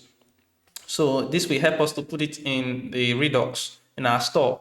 All right. Also want to access it immediately here. So we say use global, use selector. Okay, use selector is also coming from React Redux. Use selector will help us to grab all the states, okay, to select the states, this specific one that we want to use. All right, we want to say state, and then state here. So state, and then we have state here. So, but we need to define the type. It's going to be based on root state. Remember that we defined this earlier on. So this root state, if you check this root state here, so this root state is just showing the global states. It's just giving us access to all of this information. All right. So this is root state. Then we can access .global state, because in root state it has with this global state. So we are accessing that, which makes it available. So at this point, all the states that we have created earlier, which is all of these, will now become available here, and we can just use this destructure method to select, to handpick the one that we want, which is what? Polls. Okay. At this point, we have all these things set up. Now, what we need is we need to use effect. Okay, we need use effect to now grab, put this thing in the store once the view is fully loaded. Okay, so we use effect, and this is a dependency array. So we say we want it to dispatch set polls once this data, this poll data here that is coming from the server, we want it to what? Set it as what? The poll. And also other than that, Redux or TypeScript require that you put all these varying variables, things that changes, put them in the dependency array so that they will continuously update. So I'm going to put dispatch here. I'm going to put set polls here, and also this poll data. These things are very important for TypeScript to let you go. Okay, TypeScript, make sure that you don't have errors showing up everywhere. So now, instead of you supplying poll data here, you actually just want to supply the one that has now been made available in the Redux store. So with this, you save, and let's check it out on the browser. So let's refresh here. You see that everything works just similar, you understand? So there seems to be no difference, but this is a major difference here. Okay, so after doing this, we need to also do this for that individual page. Okay, so here we need to actually implement the same thing as we've done before. So right now, I'm gonna just come here and let's just do something similar. I'm gonna copy all this, okay, and come here and paste all of this here. I'm gonna just import these various stuff here. I'm importing use dispatch. I'm importing these global actions. I'm importing this selector. I'm importing this root state. Okay, I'm importing use effect. Okay, now let's make some changes here. We're not using set polls, we're actually setting a single poll, okay, and we're grabbing a single poll as well. So pay attention to this. Here you want to name this as poll data, okay. This is very important. We want to name this one poll data. Okay, poll data instead of poll. Here, poll data. Okay, and this one that is coming from the server, I want to also name it poll data. Okay, so that it will be commensurate. It will be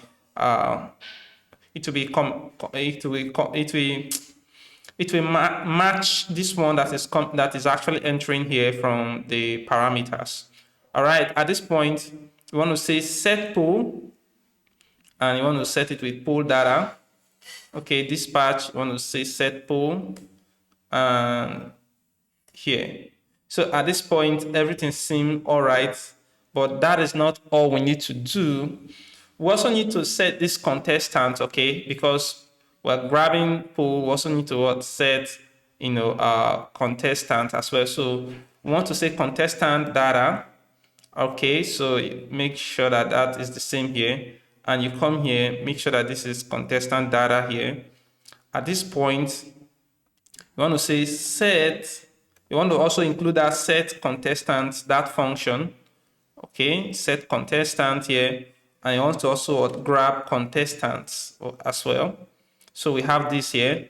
I will just duplicate this function here. And I will say this one is set contestant.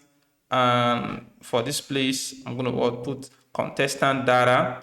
Okay, so now I'm going to need to also include, set contestant and contestant data as what? Part of the dependency array. So at this point, everything seems okay, but I'm not going to save this yet. I'm going to come here and click on one of these. You can see this is one of them. So let me save this now and refresh. Okay, you can see that all this data are now being made available. This is absolutely fantastic. So we've successfully, set as a bridge or as an intermediary, Redux between the server properties, okay, and the rendering, data that are being rendered. So this is what we want to achieve in this particular section. So in the next section, we'll start integrating, the various things that are about this particular. We start integrating the MetaMask to this application, and then we integrate the smart contract to the front end as well. So see you in the next section of this video. Okay, so to proceed to setting up the script, we need a script that will help us to communicate with the blockchain, okay, and our front end interface. Okay, so we need that script. That script is going to help us to retrieve data from our smart contract and also help us to connect our wallet towards our application. Okay, so to do that, come to these services here. It's not this data. Create a new file, call it blockchain.ts. So we're doing TypeScript here. Okay, so in order to achieve this, there are some things that we need. Okay, we need to import, because we need to import ethers.js, okay, from ethers, because we can't do that without ethers.js. We need to import, we need address, okay, the address of this particular smart contract. So this smart contract, that is, the address is in here, this contract address, which is in the artifact, okay. And we also need the contract sources. So like this is what this is the ABI of this particular smart contract, this dapp.json. So we need those two. So we're grabbing it from artifact/contract.json and this one here. So those are the two.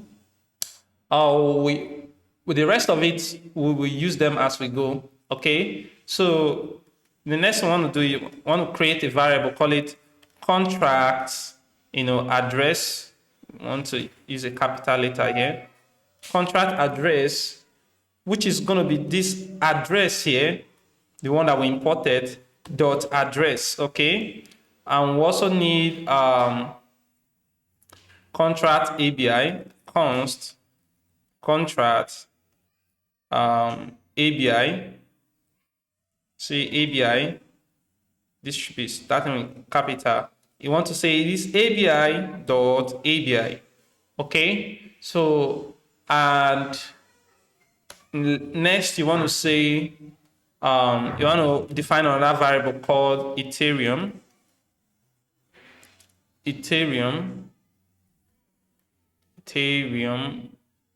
Hope I'm spelling that correctly. So this Ethereum variable is going to be of a type of any.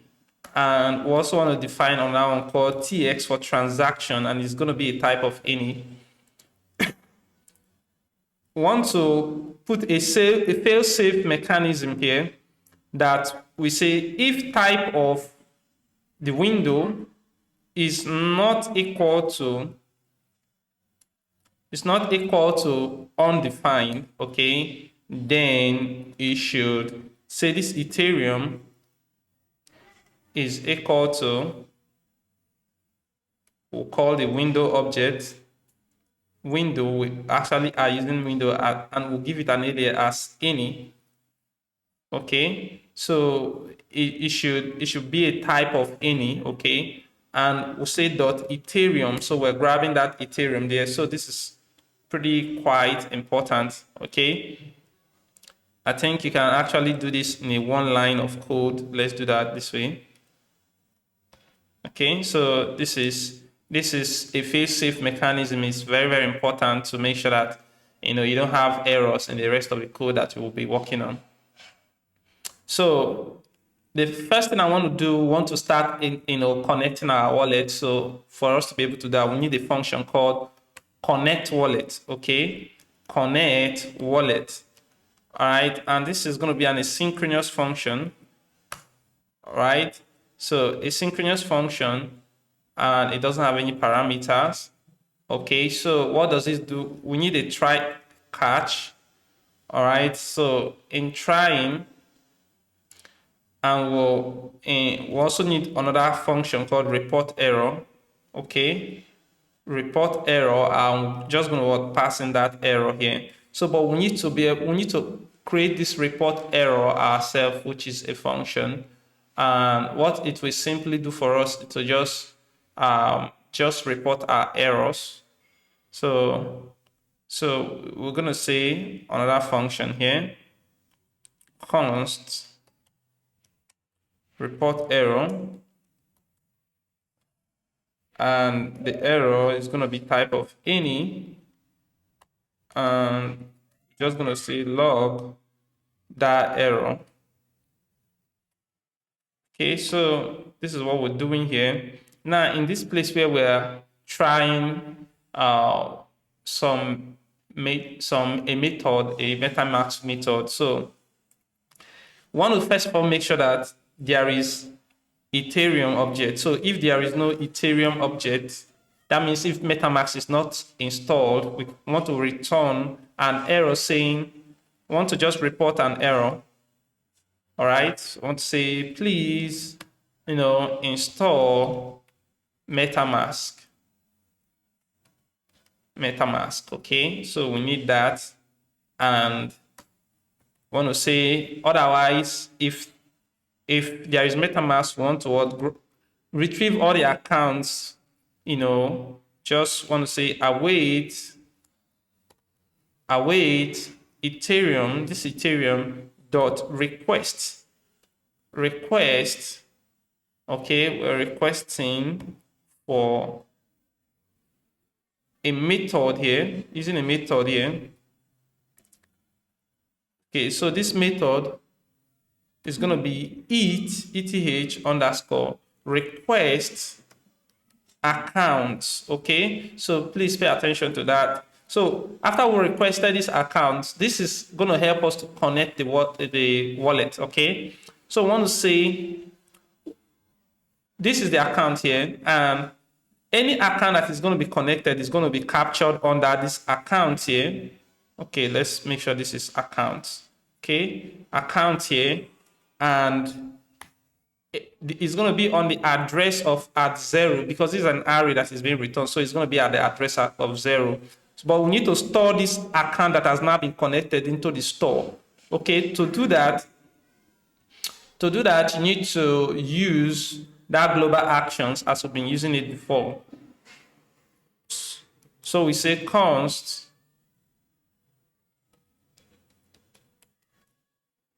global actions here, that is coming from what the global slices, and you want to say set wallet. Okay, so we're using the set wallet function. So and not only that, we want to import store. Okay, but I will soon show you that. So let's come here, we say store, which is coming from the store here, and you say dot dispatch. Okay, this is another way you can actually use it, and this is useful when you are not on a React component. So this is not a React component, this is just a JavaScript file. So therefore you have to use this dispatch method, this way of dispatching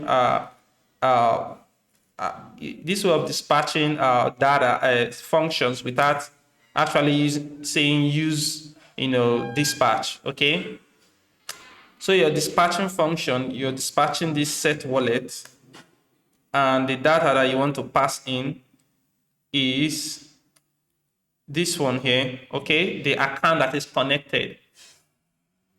All right, with that account connected, before you even do this, you want to make sure that you have this data is first available, because it may not be available. So you want to make sure that it is available before you actually connect. All right, so we need one more function. This function is going to be called const check wallet. Check wallet. It's going to be an asynchronous function, synchronous arrow function. Okay, without a parameters, of course. Okay, so inside here, we're going to do our try catch again, and basically the same thing is going to be here. All right, and we want to make sure that we check for MetaMask connection. Okay, so the same thing here, and then we want to grab the accounts again. Okay, but I want you to pay attention here. There is a difference between this one and this one. So while this one is request accounts, this one is not going to be request account. This is just going to be what? Accounts. It's getting the accounts the account that has already been connected. Okay. And if an account has been connected, you want to say, there are some events that you can listen to for this Ethereum that for example, on chain, that is the current blockchain that you're connected to, changed. Okay, on chain changed, then this should be a function that should fire.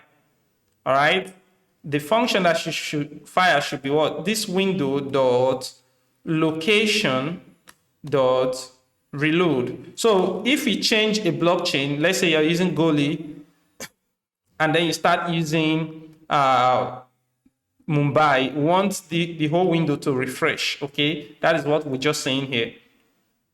Otherwise, we want to listen to another event, which is account change. So account change. So that means if we change any account, this one should also fire, but it's not going to be a reload. It's going to be, we're going to grab, we're going to just set we're just going to update the wallet. Okay, we're going to update your wallet. This is very important because you're just changing your wallet address. So we're going to update it so that it will always be in line. All right, and then you do a self execute function. So you execute this function by itself again. Okay, this is quite important, and of course you need to make sure that this is an asynchronous function here. Async. Okay, so use those async keyword. All right, so at this point, lastly, I want to say if account, okay, if it has length, okay, since it's an array, it will have length. All right, so if it has length, then just basically just update that, just update the wallet. Okay, otherwise it should simply just report an error, should dispatch an empty, it should just save an empty space. So it's just going to save nothing. Okay, so if there is no account connected, it's just going to, this happens when you've disconnected your Ethereum account. So if you disconnected, it's just going to save an empty string, and then it's going to report an error. So the error is going to be something in this format here. So we're going to say, please connect wallet. All right. Say no account found. All right. So this is going to be the error that is going to be reported. So now we have these two functions that we finished creating. Lastly, we want to be able to export this function. So we want to say export this connect wallet, and we also want to export check wallet. So this will make it available for us. So let's save this. We haven't used everything yet, but let's just save this and integrate on the browser, so that we want to click this connect wallet now. When we click this connect wallet, we want something to be triggered for us. So let's go back to the script here. You come to the component, the navbar component. This is where the button is. So I want to say on click function, wants to say connect wallet, which is coming from the blockchain here. So let's see that, save. And when we click on this, okay, probably having an error. Okay, I think I understand what is going on here. What is going on is because I have already connected all these accounts. So I'm just going to disconnect all these accounts, and let's do that from scratch. That is what is wrong with this. There's really nothing. I didn't just understand this. So let's do this. So when I click on this, see it's launching and it's requesting for a connection. So let me connect with one of these accounts. Let's use this one. Okay, so I'm going to connect to this account number 6. It's connected though. That's why when you click on this, nothing happens anymore because of this thing that I'm about to do. We want to make sure that, let's come here. Before you come here, let's come to these pages. We're going to copy some things and paste so that things will be a lot easier for us. So for example, this use selector place, copy this line of code, and come here, replace it with this wallet. And let's import this and import this. Then you want to call this wallet. Okay, so yep. So let's save that.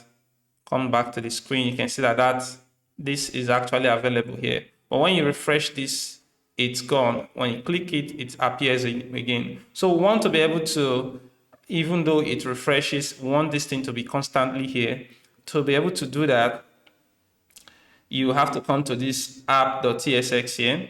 Okay, so we're basically gonna put a procedure that will help us to call on that check wallet function that we created earlier, which is this function here, this check wallet function, to make sure that it goes back and reconnect our wallet whenever we refresh, our application or any changes happens. Okay, so you want to come to this place and want to use this effect here and say import this effect, import this check wallet function. So let's save that and see on the browser. So this is connecting now. So at any time, when we refresh, this is constantly there connected. So this is the advantage. This is what we're trying to achieve here. With this, our wallet will actively be connected. And I want to show you some of the characteristics that we implemented earlier on. For example,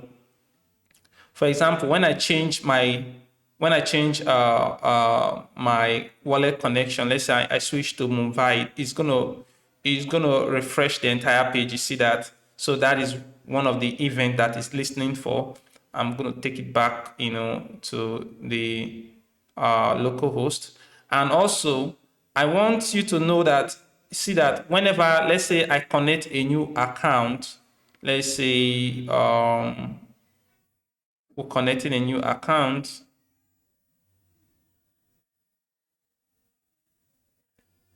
Where are you? Let's choose this particular account. So we're connecting this account. You see as it is going to automatically update this immediately. So you see how it updated this immediately, because when you switch between accounts, those wallet change function. So this event that is watching for a wallet change is automatically updating our wallet address, in the store. So this is made possible with the help of Redux and the blockchain, service, all working together. So that is it for this particular section. So in the next section, we'll start being able to create a new poll, update poll, delete polls, and then the rest of it. See you in the next video. So let's create a function here. So basically, this function is going to help us to interact with our smart contract on the Ethereum network. And we're going to use it for every one of the functions that we're going to be using for interacting, such as delete, update, whatever thing I want to do. Okay, so we're going to call this const get Ethereum contract. Okay, it's going to be an asynchronous function. Okay, so it's not going to receive any parameters. So one of the things that it's going to do is to first request for account, which this line of code, we can use that. Okay, so it's going to request for account. All right. The reason why we're requesting for account first is to make sure that, okay, are we server-side rendering or client-side rendering? So it helps to determine whether, because if this works, that means we are on this client side. That means MetaMask is there already. But if this doesn't work, then we're going to use server-side rendering. So we want to say const provider, because we want to determine which provider we want to use to interact with the network. We want to say provider, okay, provider. I think I may have done something here, so I want to do something like this just for the safe. Okay, so bring it back. So I want to say provider is equal to this account. Okay, we're checking if it has an account connected. Is there an account connected? So if it is connected, we want to use new ethers. We're not using ethers.js. Okay, dot providers. We're using the Web3 provider. Okay, Web3 provider. Okay, all right. And the Web3 provider is this Ethereum object that we actually, got assigned here initially. All right. So this will be okay, but if it is server-side rendered, we want to use this Ethereum, this ethers.providers dot RPC, JSON RPC provider. All right, and for the JSON RPC provider, I want to put a default address, a default address, which is a string, and, say local host, column, localhost, which is HTTPS, HTTPS, HTTP, not S, localhost, and there's a certain column of 8. Let's just look it up with MetaMask. So you can come to MetaMask here, and let's just look for add network, but we're not really adding a network. We just want to come here. Look at this JSON RPC. Do you see this RPC URL here? So copy that URL. Okay, go to your code, and this is what you want to put in here. But you don't want to hard code it here. You want to put it as an environment variable, because when you're deploying, you could just supply the new RPC, default RPC, so that it will not, give you issues. So I'm going to create a new file here. Not here.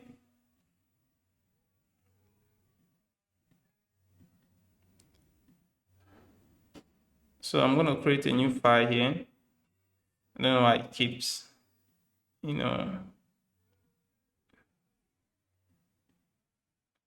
Okay, so let me just save this momentarily. Okay. Close out from all this, because this place is just filled up and it's not allowing me to just easily do what I want to do. So I'm going to create a new file. Okay, call it .env. Okay, .env. So I believe my own environment variable already is here, so I could just open it .env. But for yours, you're gonna have to create it. Okay, let me open it. I could easily do this. Code.env. This will open up my environment variable. Okay, so pretty cool. So now you see next_app_rpc_URL. I just supplied that URL here. So I'm going to copy this URL name, and then come to that blockchain service. Instead of using this, we're now going to do process dot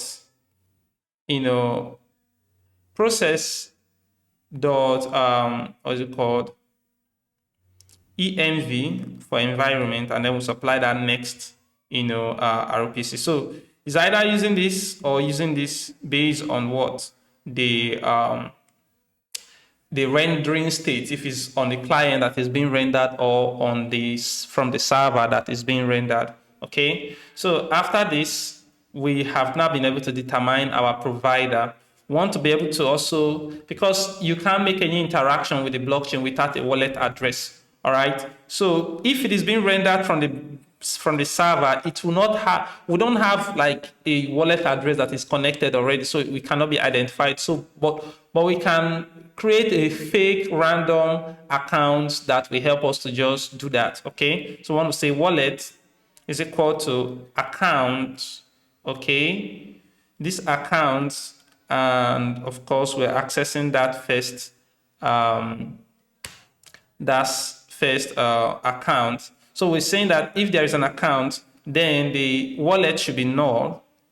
Otherwise, it should be, okay, it should be, we want to create a random account. So we say ethers dot wallet dot create random. So this will help us to create random wallet address. So this address can either be null or what?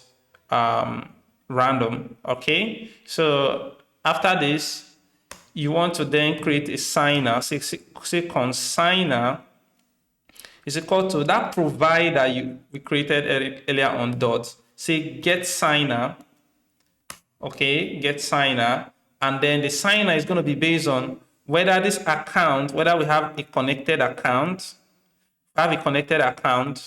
then we say if you have a connected account, we want to say if we have a connected account, we want to say it should be undefined. So because we're going to be using that default connected account. But otherwise, if we don't have a connected account, that means if this thing is rendered on the server, we want to use this wallet dot address.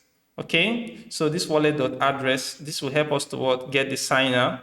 All right. So with this signer now, we can then say a const, all right, contract. We're only going to do this like once. The contract now is going to be what? New ethers dot contract. Okay, and then you specify, this is where we're using this contract address. We specify the contract address, we specify the contract ABI, and then we specify the signer for this transaction or this call. And then at the end, we just want to return the what? The contract. Okay, so this is what we are actually returning. So with this contract now, each time we call this function, it's going to be what? Grab us a smart contract, and all of the ABI and all of those configuration. So this is cool. The next thing we need to do, we need to create the function now called create pool. Okay, a function called create pool. Okay, it's going to be an asynchronous function as well. Okay, so I'm going to come back to show you the set of things that this is going to require. Of course, you want to do this.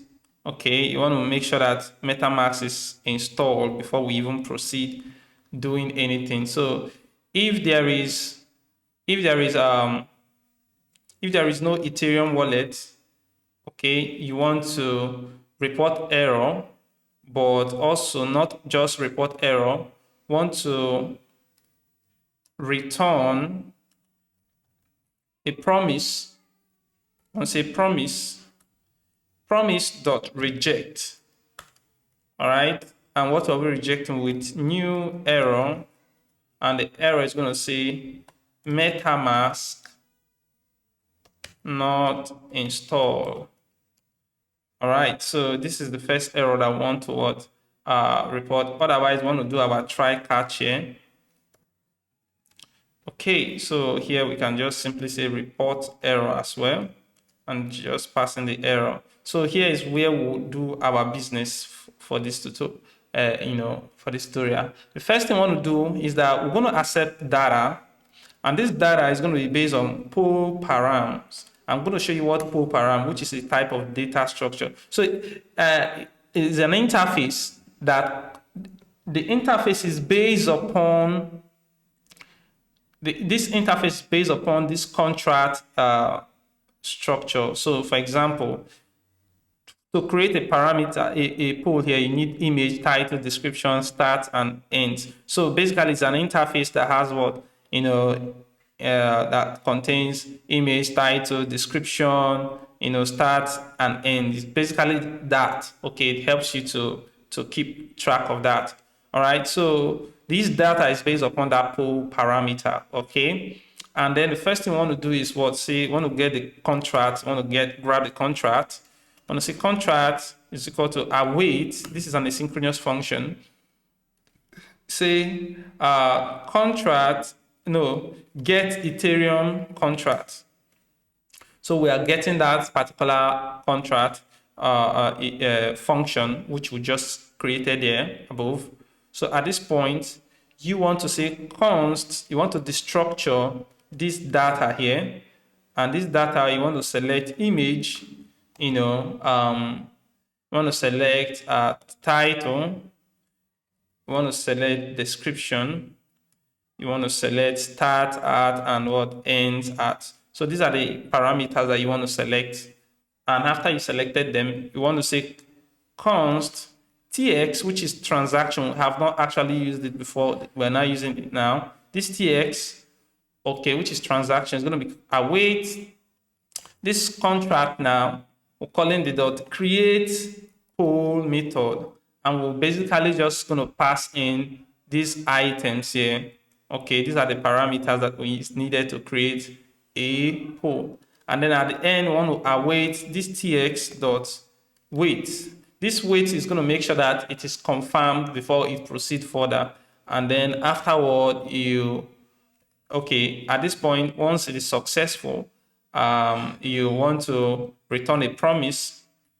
You want to say return promise, okay, promise dot resolve. You want to resolve it with that transaction. Otherwise, you want to reject. You want to say return promise dot reject. We're rejecting with the error. Okay, this is cool. So with this function that we just created, we should be able to create a new poll. So make it exportable member and save. At this point, we can come to this component that is responsible for creating a poll, which will do that like in the next section of this video. Okay, so the idea here is that we want to be able to click on this and then a form pops up for us to be able to create a poll. Currently, right now, that form is available, but it's scaled down to 0. So if I say 100, it appears here. So this is the form here. But we need to make this dynamic. We need to hook it up with our Redux to make it much more dynamic. So to do that, you can borrow a leaf from here.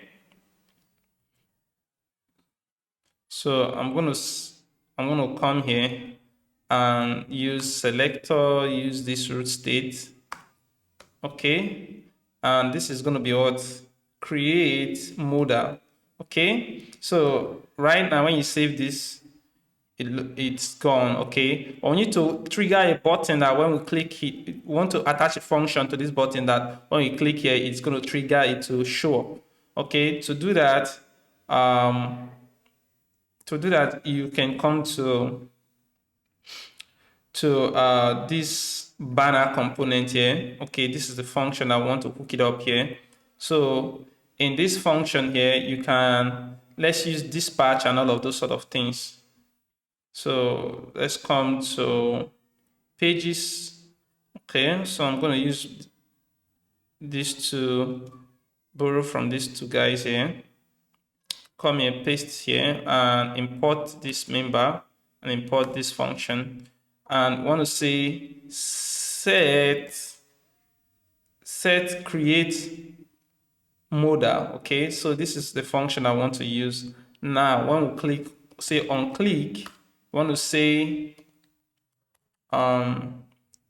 dispatch, okay, this function, and we want to dispatch a scale of 100. So let's save that and see it on the browser. So let's click here. You can see that it's now popping. When we close here, it's not working yet. So let's make sure that that is also agreeing on this part.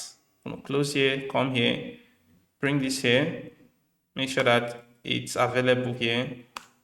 So want to say on close, you understand? I want to say dispatch set create modal, and you want to scale it down to what? 0.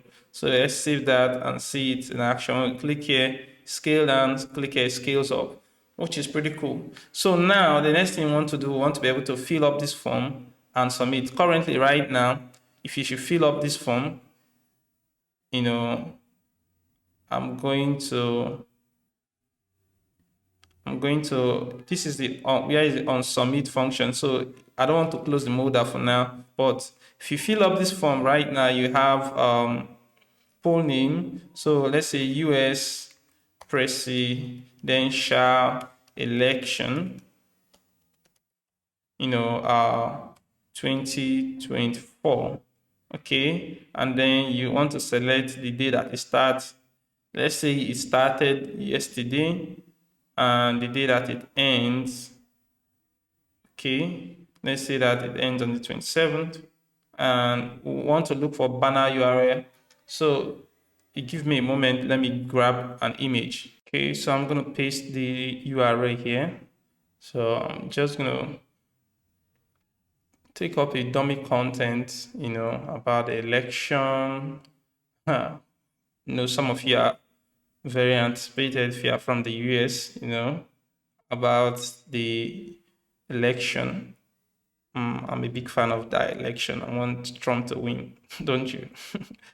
Anyway, so you can, at this point, we click on this create poll. You can see when I click on that create, you see it basically just drops all the information that we just entered right here. The ends at, these are the things that we want to send to the smart contract. Okay, to send it to the smart contract, this is what we want to revamp here. Okay, so I'm going to delete this.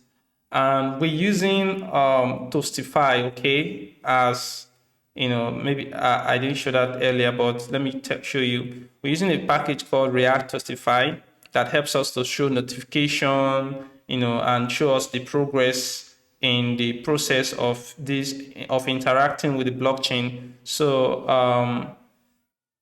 for example, and you can see that it is already wrapped around. You can see the toast container here. You can see we imported it here. You can see the CSS styling for it here. So it's already been configured. All we need to do is to just follow this method that I'm going to describe to you right now. So to create a poll, let's say await, okay, toast dot promise. All right. So inside of this promise, we need a new promise. Okay. And this new promise is going to have, so we're going to actually, is a void based promise. Okay. Promise that return voids. Okay. So it's going to have two params, which is resolve and reject. Okay. Expected, and inside of here we're gonna this is where the function is gonna go, and then the second parameter that it takes is an object. This object has three status. Okay, three status. Let's make sure we put that here. So this is the promise first, and the second one takes a promise and takes what? Two status, an object with three status. Okay, so the first status is what? Approving transaction. Okay, second status is when it is pending to say approve transaction. When it is successful, it says what? Poll created, and when there is an error, say error encountered. So inside of here, this is where we interact with our, with this function that we just finished creating. So I'm going to say, create poll, and let's import it from the blockchain service. And inside of here, what we need to pass is that poll. Okay, remember here, poll is based on this poll params, and it has all this information. Okay, so these are the information. We're ensuring that it has all those information, and then we're simply creating it there. And then we say then is a promise, remember. So this will be the transaction that it returns, and we're simply going to what? Close the modal. After closing the modal, we'll log it to the console tx. Okay, and then we resolve using this resolve here. We say we resolve with this tx. So that we do it for the then, and then if there is an error, we'll do a catch on it. Say the error. Okay, we're just going to reject with that word error.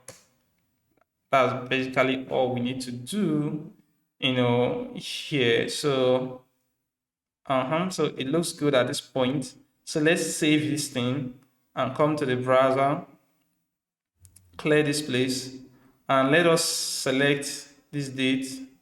Make sure that, let's say, it starts from this day here, and ends on 27. So all of this information are valid. Then click on create. So let's approve this. This is saying that an error occurred. Where's the error?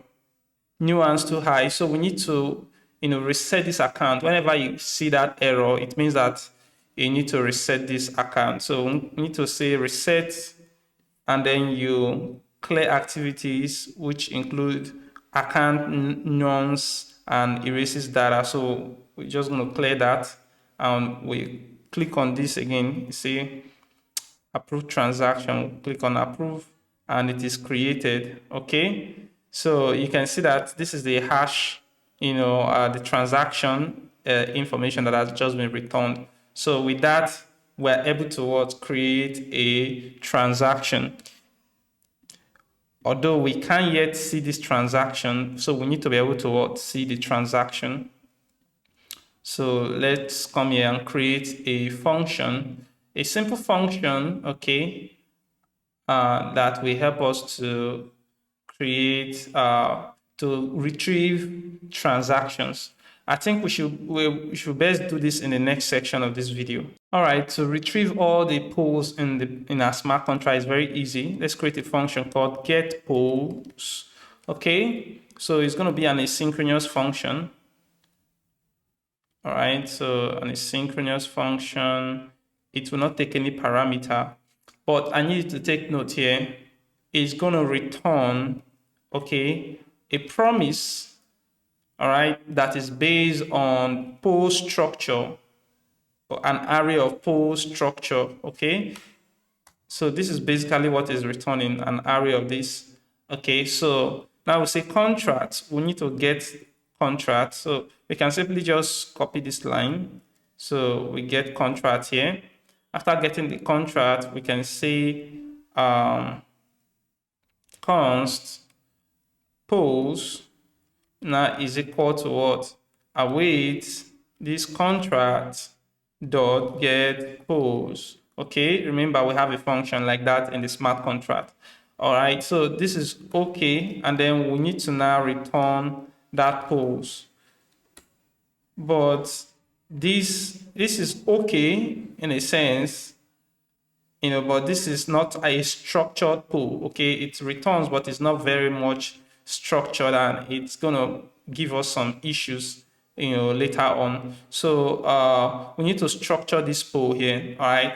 So for doing that, I have already created a function that I will paste and just explain. So this is structured poll.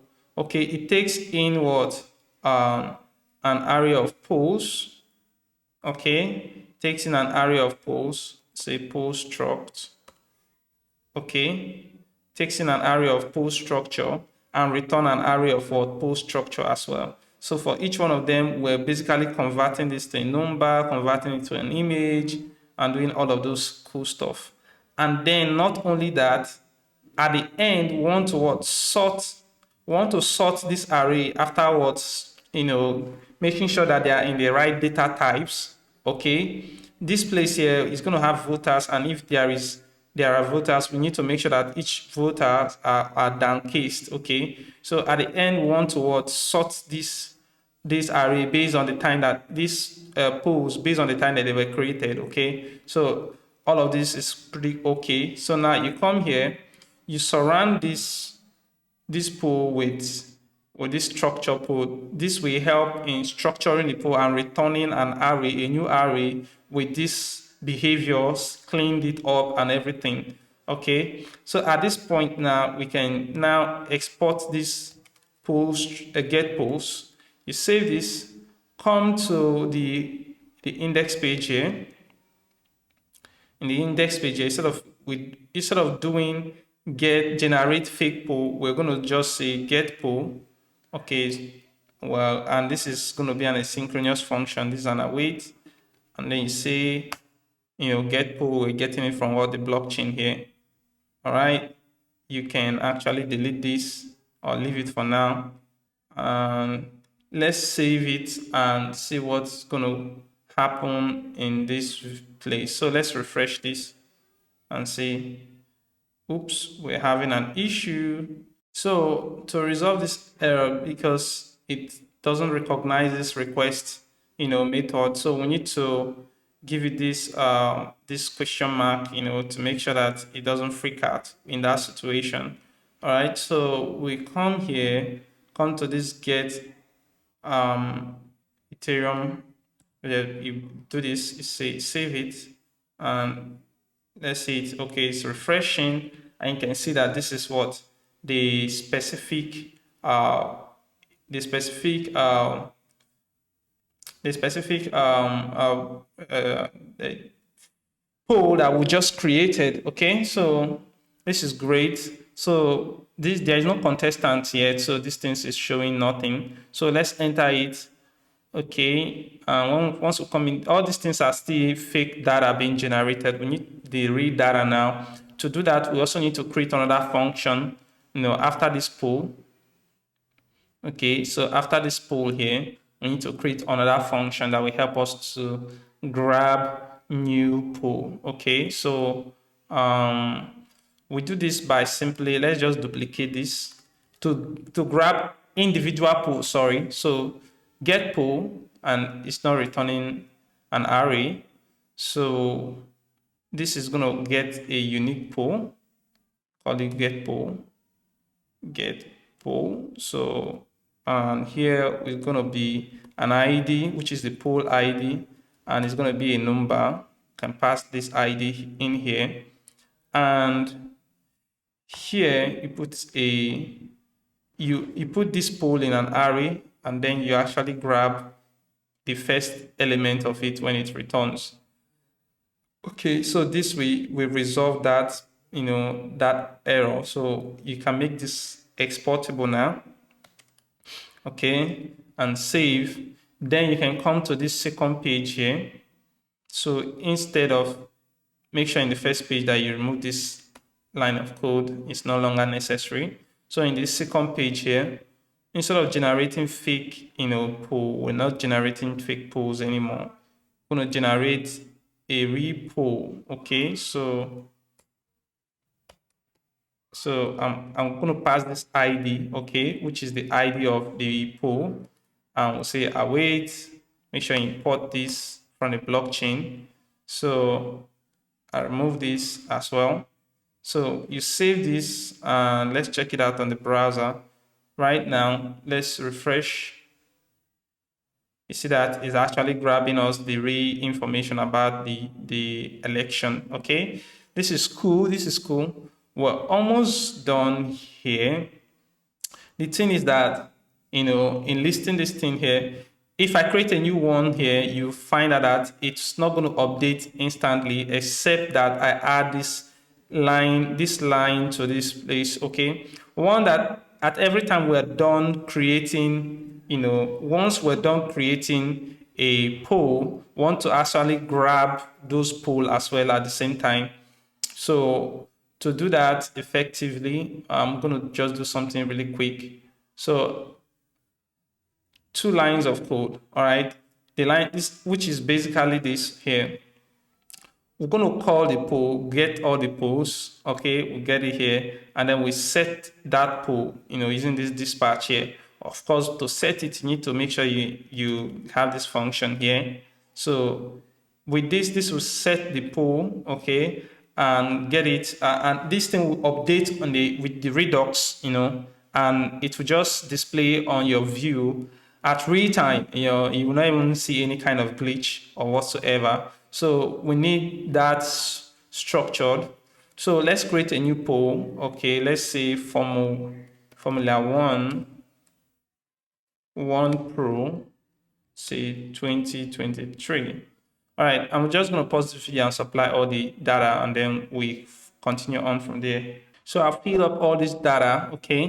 But there's one more thing. I don't want to use this account. Let's use a different account, okay? Let's use a different account so that there will be some kind of variation, differences, and all that. So I'm going to switch to this account here, and I'm going to reset this account as well, because if you don't do so, you get the nuance error.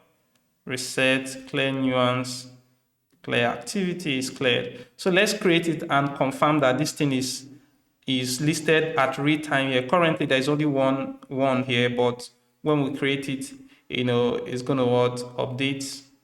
So let's create that, confirm. You can see that at read time, it just update at the view. And the cool thing is that it is basically being ordered by what's it called? It is basically being ordered by the time that this is created, so that nothing will be created without, in a disordered format here. So everything is being listed properly. So this is basically how you create a poll, okay? This is how you create a poll. And in the next video, I will show you how you can update, information about a poll, okay? So I'll see you in the next video. To update a poll, let's use this same method that we've created here. So I'm going to duplicate this function called create poll. I'll call this update poll here. Okay, so this is a parameter. And added to this, I'm also going to need an ID, okay, so which is of a type of number. So an ID is quite necessary for me to update a poll. And this this function is going to become what? Update poll. And I also need to pass that ID right there. So at the end, I don't want to get all the polls. I want to get that specific poll, okay, which is that unique poll. So I'll pass this ID here and say get polls and just say poll and say set poll. But we don't yet have set poll. Set poll is a function that we can grab here. Remember, all of these functions were all of these functions has already been captured here, okay? We created them when we were configuring our Redux store. So don't be confused about what I'm doing here. All right, so at this point now, so we updated the poll, and then we're updating that specific poll at real time as well. That is basically all we need to do about that function. You make sure that you add it here. Okay, so it becomes an exportable member. You save. Okay, after you've done this, you come to this place. So you let's look for that component. This is a component, this details component that is responsible, for helping us update, a specific poll. Okay, and you need a wallet address, of course, here to make some determination, because right now I don't have those buttons, but I've already created those buttons that enables me to update and delete, and it is based on whether or not the wallet address, I'm the owner of this particular pool. Okay, so if I'm the director, so to resolve this, all we need to do is to come to the nav bar here, and you copy this line of code. Okay, it's basically the same thing. Replace it here and make sure that you import your selector, you import the root interface. So when you save that and check it out on the browser, you can see that those two buttons are now appearing. These buttons, they enable us, when we click on it, there's a pop-up that shows up. So we need those pop-ups to appear as well. So for us to do that, we can basically just, copy this line, dispatch. Okay, so I'm gonna copy this to bring this to here. I'm gonna use a dispatch. Okay, and I'm gonna use this function here. So I want the set update modal. That is what I'm looking for. Okay, so that whenever I click on edit, here, this edit button, click on it. Okay, I want this dispatch, this function, and scale this modal to 100. Okay, so let's do that for here, and let's save, and let's click on this edit. Okay, it's still not happening. Okay, All right, this is actually showing properly now. So we're having an issue here. So let's find out what is going on. Okay, so I understand what is going on here. So let's go to that component that inside this update component, which is here, update poll. We need to make sure that this is coming from Redux, okay? Because right now it's not being identified. So for it to come from Redux, let's copy this line, come here, and just use this. Make sure you import this here. So I'm actually grabbing this update mode now from Redux. So let's save that. And you see that by default it's already happening. And we also need to be able to click here and it disappears. To do that, you come to the same place. Let's use these two actions here. This action. So import this from Redux, import this from global actions. Okay. So at this point, you want to come to this close modal. When you click on this close, it should be what? Dispatch. Okay, this function, and scale it back to what? 0. Okay, that is what it does. So at this point, when I click this, it goes away. Click this, it comes back. Fantastic. Now, what we'll need to do is in this place here, we need to actually do the same thing that we did for create poll, which is to, let's copy this line here, bring it here, paste, make sure we import this toast from React, and instead of create poll, we want to say update, poll, and it's coming from what? The blockchain service. All right, it takes a poll, and also it takes the poll the poll's ID. Okay, so how do we get the poll ID? We get the poll ID by saying poll data dot the ID. So this is the ID here, and we'll say poll updated successfully. So let's save that and test it out on the interface here. So what do we want to update here? Want to say during fall, instead of during event, say doing F1 event. So let's update that, and click confirm. You see during F1 event. And the cool thing is that if I switch this to another account, instantly these buttons are going to be gone. They're going to disappear. So let's switch this. Let's switch this to this account. See, I'm not the owner of that account, so it disappears. So it shows up for me. This is great. So, but we need to also do the same thing that we've done here for this delete option. Okay, so let us do that in the next section, or let's just do that right now. To do that, very simple. We come to this blockchain service here, and we're basically going to copy this. Okay, and copy this and say, instead of update poll, we want to say delete poll. Okay, in deleting a poll, the only thing you need is the what? The number. All right, so you don't need this information. You want to say delete poll. All you need to pass is what? The poll ID, and you don't need to grab anything after you've successfully deleted. All right, so that is just it about deleting a poll. So we can add that here, save, and now let's do the same thing similar to here. I'm going to copy this set of code, come to this delete poll.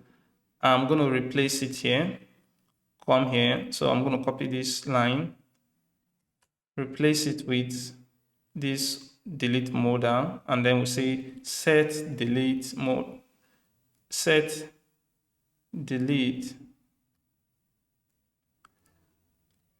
don't we have the set delete modal? Let's look at that action. We have set delete modal. So this is delete modal right here. And what is the set delete modal called? Set delete modal. Okay. So this is what we're looking for. Okay, the reason why it's not showing up because I've not actually imported this. So it was pretty weird. So I'm going to import all of this and also this. Okay, so we have that there. At this point, in closing this modal, what I want to do is dispatch this function set delete modal and scale it back to 0. Okay, so this is okay at this point. The next thing we want to do is, let's say for now, come to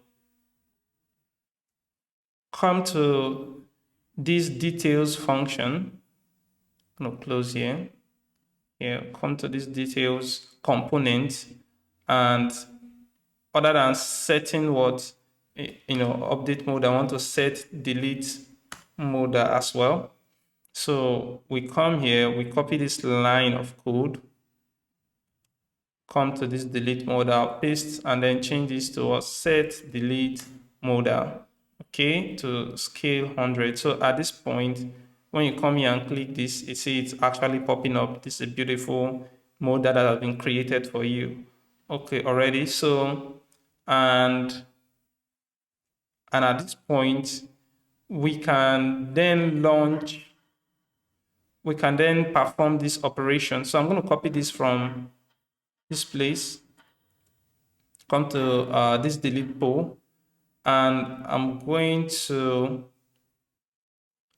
paste it here. So I'll import this, make sure it's delete pool from the blockchain, and we're only accepting one parameter, which is pool data, pool.id. Okay, it's coming from the pool right there. So these are basically all we need, and then we say deleted, successfully. So you save this. Okay, so let's perform a deletion right now. So I'm going to say delete and click on delete, and you see it's launching this. I'll say confirm, and it is deleted already, but the problem is that we did not, if you come here, you find out it's no longer here. We did not add a last lesson here called, we need to say const router, called to use router, which is coming from Next.js. Okay, so at this point, after it is resolved, then you want to say router, okay, dot push, and you're pushing the main page. Okay, so you're taking it back to the main page. So this will help in making sure that after you delete a poll, it takes you to the home page. Okay, it's just short and simple. All right, that is cool. We've been able to delete, update, and create list of polls. This is great now, but there's one more thing. We need to be able to add contestants and list those contestants, then be able to vote to complete the circle. So we're going to do that in the next set of videos. Now, to contest, let's create a function that will help us to perform a contest. Okay, so we'll close this. So let's come here. We'll copy this. Let's say for this update function, let's copy this update function. Come all the way to the bottom here. Paste it here and call this contest pool. Contest pool. And in contesting for a poll, what you simply need is the ID of the poll. You don't need these ones. You need the ID of the poll. You need a name, your name, the name of the contestant, so which is a string. You also need the image of the contestant, which is also a string. So these are the information that you need for you to be able to create a poll. So, and of course, the function, the name of the function that you use in contesting is actually called contest. And you're simply passing this set of information, name, in this order, ID, name, and image. We don't need this here. So, and yeah, when you do this successful, you've successfully created a contest, you've successfully contested, all right? So you need to now make this an exportable member as well.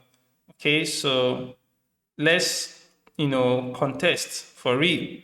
All right, to contest, you need to come to this. This is the unique page, and this is you need to come to this details component.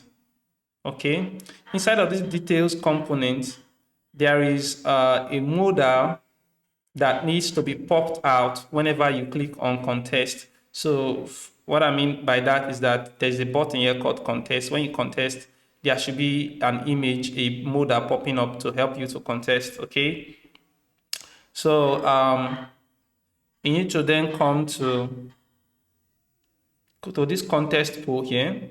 Okay, so let's modify it a little bit. And in modifying it, we need to get some of this information here. So I'm going to paste it here. Remove this contest modal. The only thing we need here is contest modal. And let's import this essential information. Use dispatch, global actions, okay, and all of that. So we have this information here. Great. So let's come here. When you want to close a modal, want to say dispatch, dispatch set contest modal. Hold on. We need to actually be using set contest modal. Okay, so this is what we want to use. So you want to say set contest modal, and you want to scale it down towards 0 at this point. That is what you want to do. So you save that, and you want to do the same thing here in this details place. So you want to say set contest modal, and whenever you click on this contest button, this button that should help one to contest, let me straighten up these classes properly. Okay, so on click here, you want to say dispatch this modal. You want to scale it to what? 100. So at this point, let's save and see it in action. So let's say contest. Okay, it's still not, working out. So what is going on? Okay, I think I know exactly why this is not working, because very stupid stuff, but I think I may have just been adding the button, the click function, in the wrong place. Okay, it's not supposed to be in this contestant. It's supposed to be in a button called contest here. See, I was getting a little bit confused because the names are very similar. So that is why I was having the issue. So let's set it here.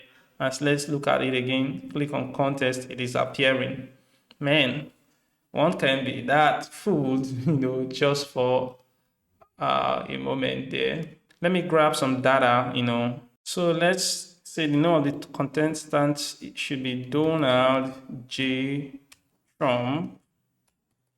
This is one contestant.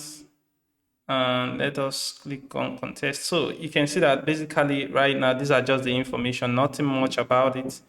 It's just a fake information. It's just displaying a fake information and really nothing more about it. So I'm going to remove this.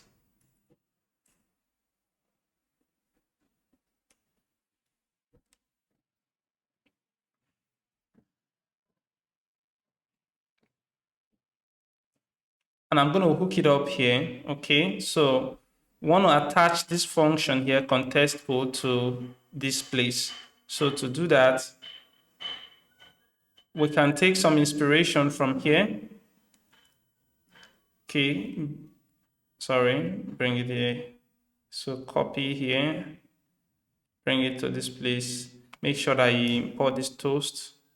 And here you want to say contest poll. Okay, so in contesting for a poll, what do you need? You need the poll ID. You need a contestant, the name and the image. Okay, so name and this is the image right here. Okay, so you have all those information there. You can see poll contested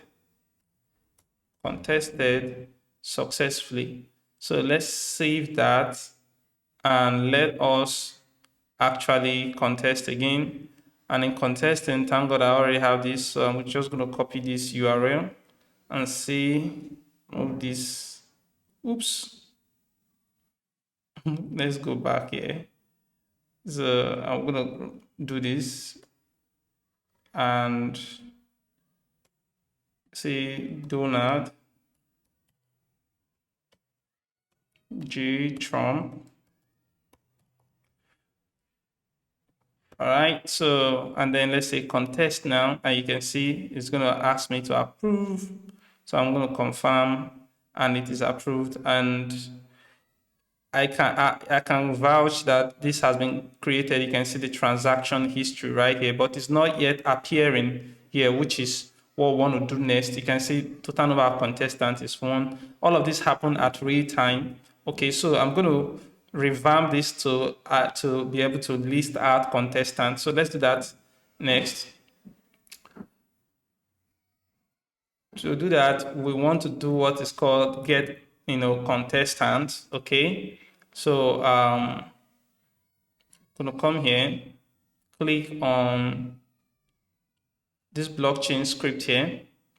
Inside of this blockchain script, we're going to copy, borrow inspiration from something like this. Okay, so we're going to say here, get contestants. Okay, you need the poll ID and you want to return contestant struct, but an array of it.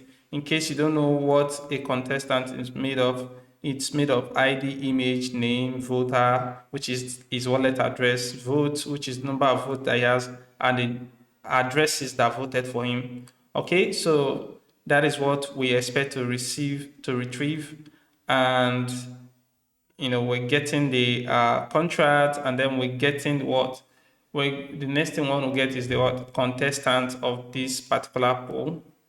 And we don't want to use this, we don't want to use this way, so we want to say contestant here. So contestant. So but we want to structure this contestant. Okay, to structure the contestant, I've already prepared a function that helps to streamline this, to structure the contestants, and we can just paste it here. So this make sure that this is a number. You just put them in the right data structures, okay, and cleaned up the data properly. All right, this should be an array of contestants, okay, and it's returning an array of contestants as well, cleaned up. So I'm going to just pass this here and see that error is gone at this point.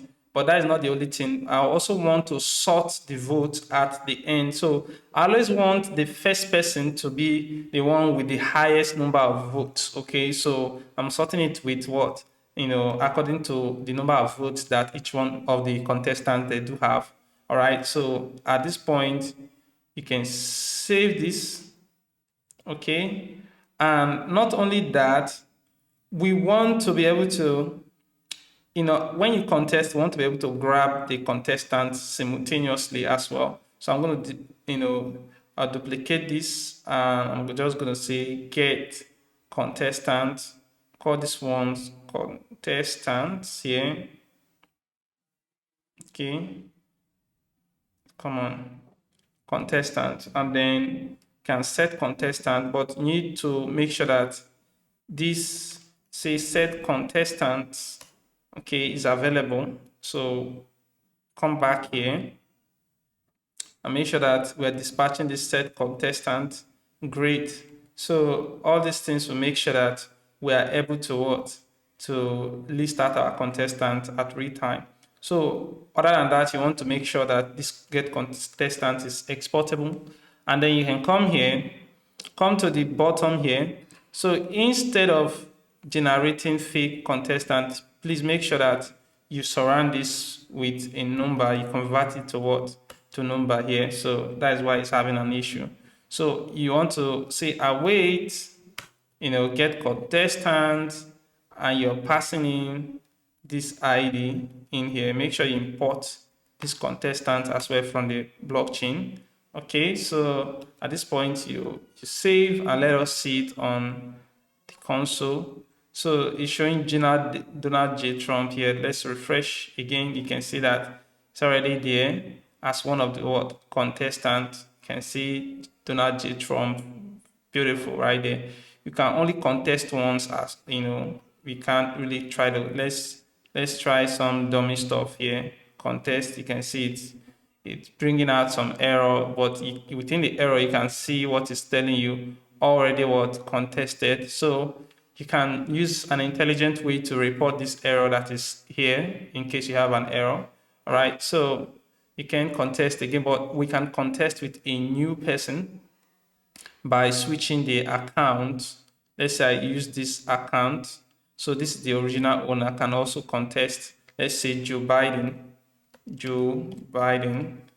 and let's get the Joe Biden's image. So this is Joe Biden's image right here. So we'll click on contest and watch. There is only one contestant here, but after we confirm, you see how Joe Biden just appears, all of a sudden. This is just absolutely fantastic. You can see how clean these whole things are being rendered at real time. And this is as a result of using Redux toolkit, using all the whole strategy, the TypeScript, the design, and everything that we've done in this particular tutorial. And this thing is actually pretty much responsive, look at how responsive it is, so it's something that you should look at clearly. It's both responsive for mobile application.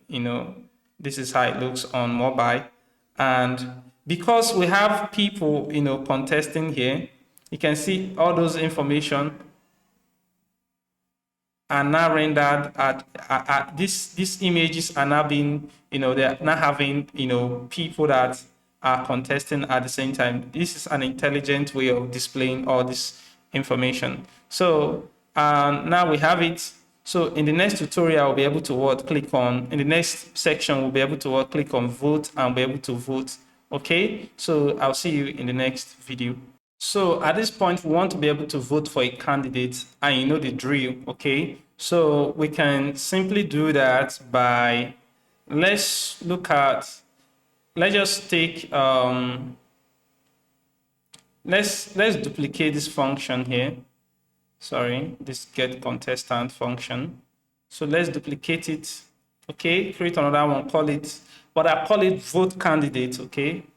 Vote candidate. So in voting candidates, you need the ID of the pool, the specific pool, and not just the ID of the pool. You need, the candidate ID, okay? It's also a number. So you need the candidate's ID and the pool ID for you to be able to vote, okay? So at this point, the function for voting is simply just vote, okay? And you need to pass the candidate's ID, all right? So after it votes, you need to grab the latest information about the pool, and then you grab the latest information about the contestant, and that is it, okay? So you just make this an exportable member, all right? You save that. Then you come to this contestant here. There's a button called not create contest pool. Yeah, let's come to this component here called contestants, and within this contestant here, let's do some modification. This is the button called vote, okay, that we want to be able to click. Where's that button? This button here called vote. want to be able to click it, and then we can vote our preferred candidate. Okay, so let's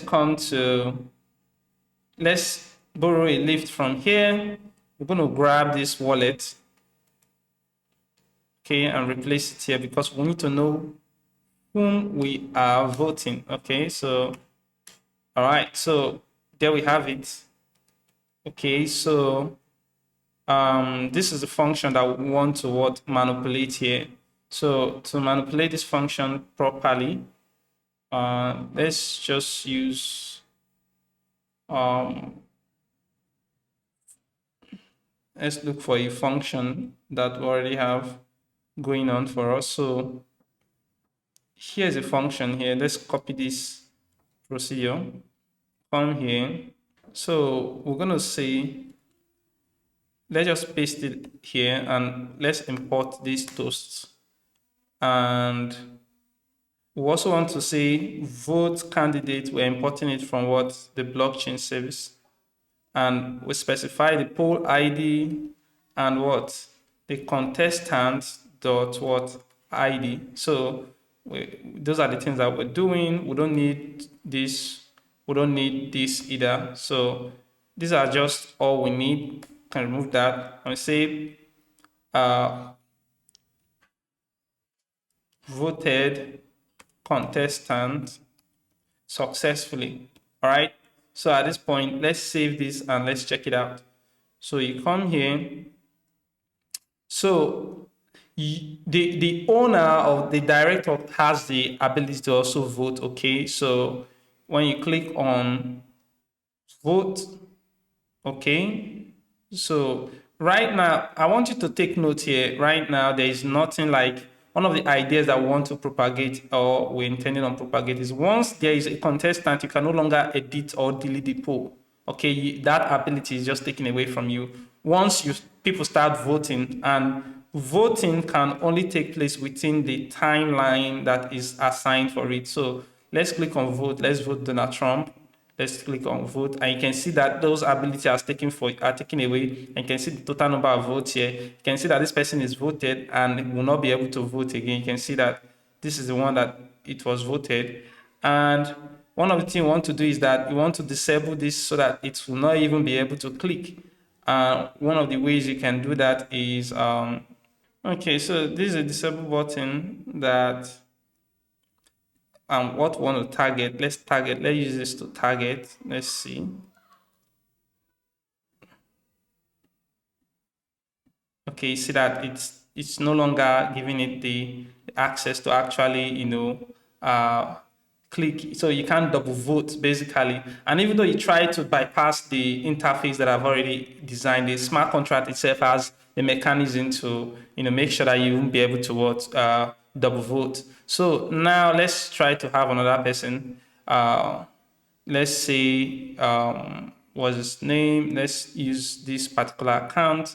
You see, it's been enabled again. So Joe Biden doesn't have any votes right now. Let's vote Joe Biden and confirm. You can see that Joe Biden and Trump both have 1-1. Let's have Joe Biden leading by 1 extra. So let's connect another account. Let's say this account, connect, make sure that you set this. Okay, clear. And let's have Joe Biden leading. You can see that Joe Biden actually came to this. This is the algorithm that we're actually using here, making sure that the leader is the one that is staying at the forefront. Now let's have Trump win this election, all right? Because dude gotta win, okay? Just connect here, okay? Reset this place, the account, and vote Trump. Okay, confirm, and you see they are both equal at this point. Let's have another person vote again. Let's say this account, connect, and let's reset this.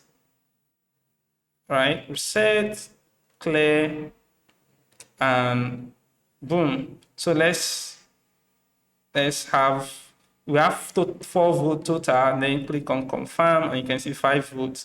And this is just absolutely fabulous. You understand? This is absolutely amazing.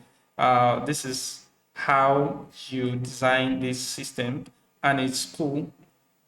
Okay, so in the next video, we're just going to go through it and try to create everything from scratch and see if there is any error that we've missed out. Okay, and so let's see if we can correct any bug. See you in the next video. So that means our Academy is currently up and running, and for those that are premium members, you can have access to all these exciting courses that are actually made available here right now, and you can download books, and all of the things are available for free, which you can check, watch, and go through. Listen, watch each one of those videos and have your amazing moments all together to yourself in our own personal platform. So please do check it out, and it is out right now.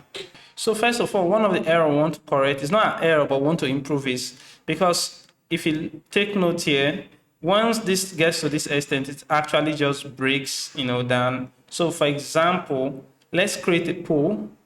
All right, let's call it beauty pageantry.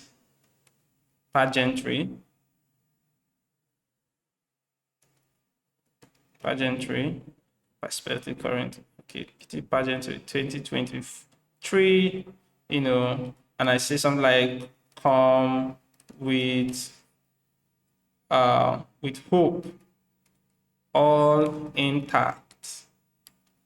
Okay, and let's say this is going to start this day, and this is going to start at this point, and let me get the base URL, the banner and all of that. Okay, so let's add the description here. So this is the description, and let's click on create a poll and click on confirm. Okay, that is cool. You can clearly see how this entering into the second line here, it's already messing up with the design. So we need to make sure that it doesn't exceed this line. And how we can do that is to come to this pool and just look at the way we worked on the description. We're going to do something similar here for the title. All right, so let's work on the title a little bit. Title, or let's leave it as description, but we'll come back for it. So let's see something like 20 and 27. Okay, so this is almost okay. Say 30 and see. All right, so that is pretty okay. If it goes beyond that level, it should cut off. So let's give this to be the title. All right, so save that and see. Okay, it kind of still exceeding. Let's reduce it a little bit more. So I'm going to say 31 here. I'm also going to remove, no. Okay, I'm just going to say 31 here. And 31 here, and let's just say 30 here, and then 33 here. Save that and see. Okay, that is just perfect. Okay, absolutely perfect. This is amazing. So let's try and see.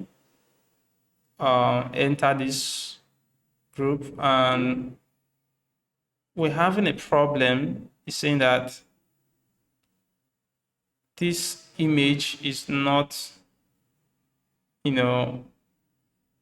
let's look at that script. Okay, so this problem that we are facing here, I've tried to resolve it. It's not just working out well, but what you can do to resolve this is this pretty much take care of every other image except that particular image, which is pretty weird, in Next.js configuration. So what I will recommend you do is, if you notice this sort of error, you just be careful about the image that you get, okay, and the kind of domain you're getting it from. Get it from somewhere that is trustworthy, that is, really, really straight to the point. So you want to save this, and I'm going to restart this, this server, and I'm going to just change the image because it's not allowing me to change this image. But if I can change this image at this point, you understand, this is the image right here.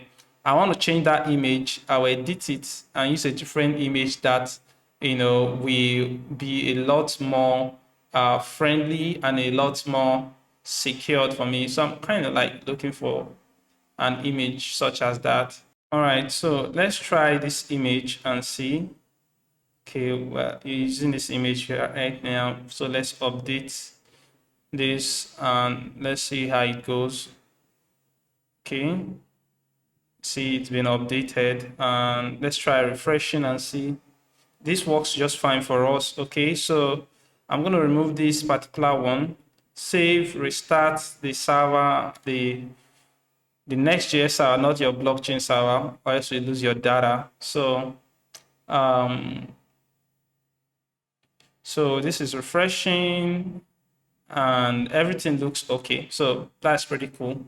And let's just add some contestants here. Okay, so let's use this girl's name. Let's say Amy Kane. All right, so let's use this one. First, I want to make sure that the image is actually viewable. Don't want to use some dumb image. Okay, so when this girl contests, sorry.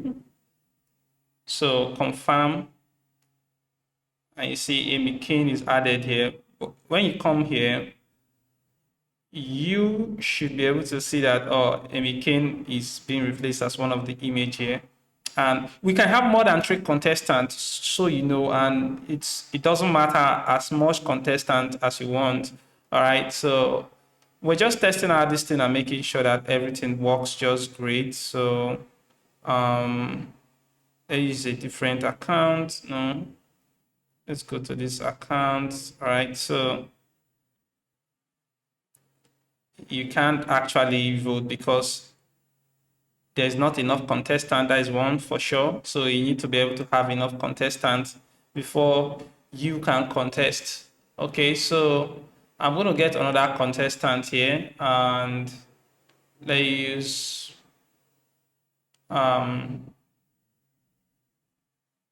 this baby's. No, okay, let's use this baby. So what's the name of this baby? Let's call this baby Chidera Emeka. All right, so this baby right here, hope that this image works. So you want to make sure that all the images are tested, that they actually work. Okay, so let's click on contest. All right, waiting. So contest right there. So that image works flawlessly. And when you come here and check, you can see that it works great. Okay, so now we need to be able to click on vote. For example, this isn't working out. Why it's not working out is because the time for voting has not yet come. Okay, so if we check the console log to see where the error is coming out, it will say voting must be in session. So it's not time for voting yet. So this should be disabled as well at this point, okay, which is something that you can actually add. And let's have that resolved. Okay, so let's disable these 2 buttons when the time for contesting has not come. You can see that it is 27 that it should start, and today is 25th, so it's not yet the time. So people should not be having this error and then thinking that the app is bad. You understand? So to resolve that, you need to come to the contestant place here. So this button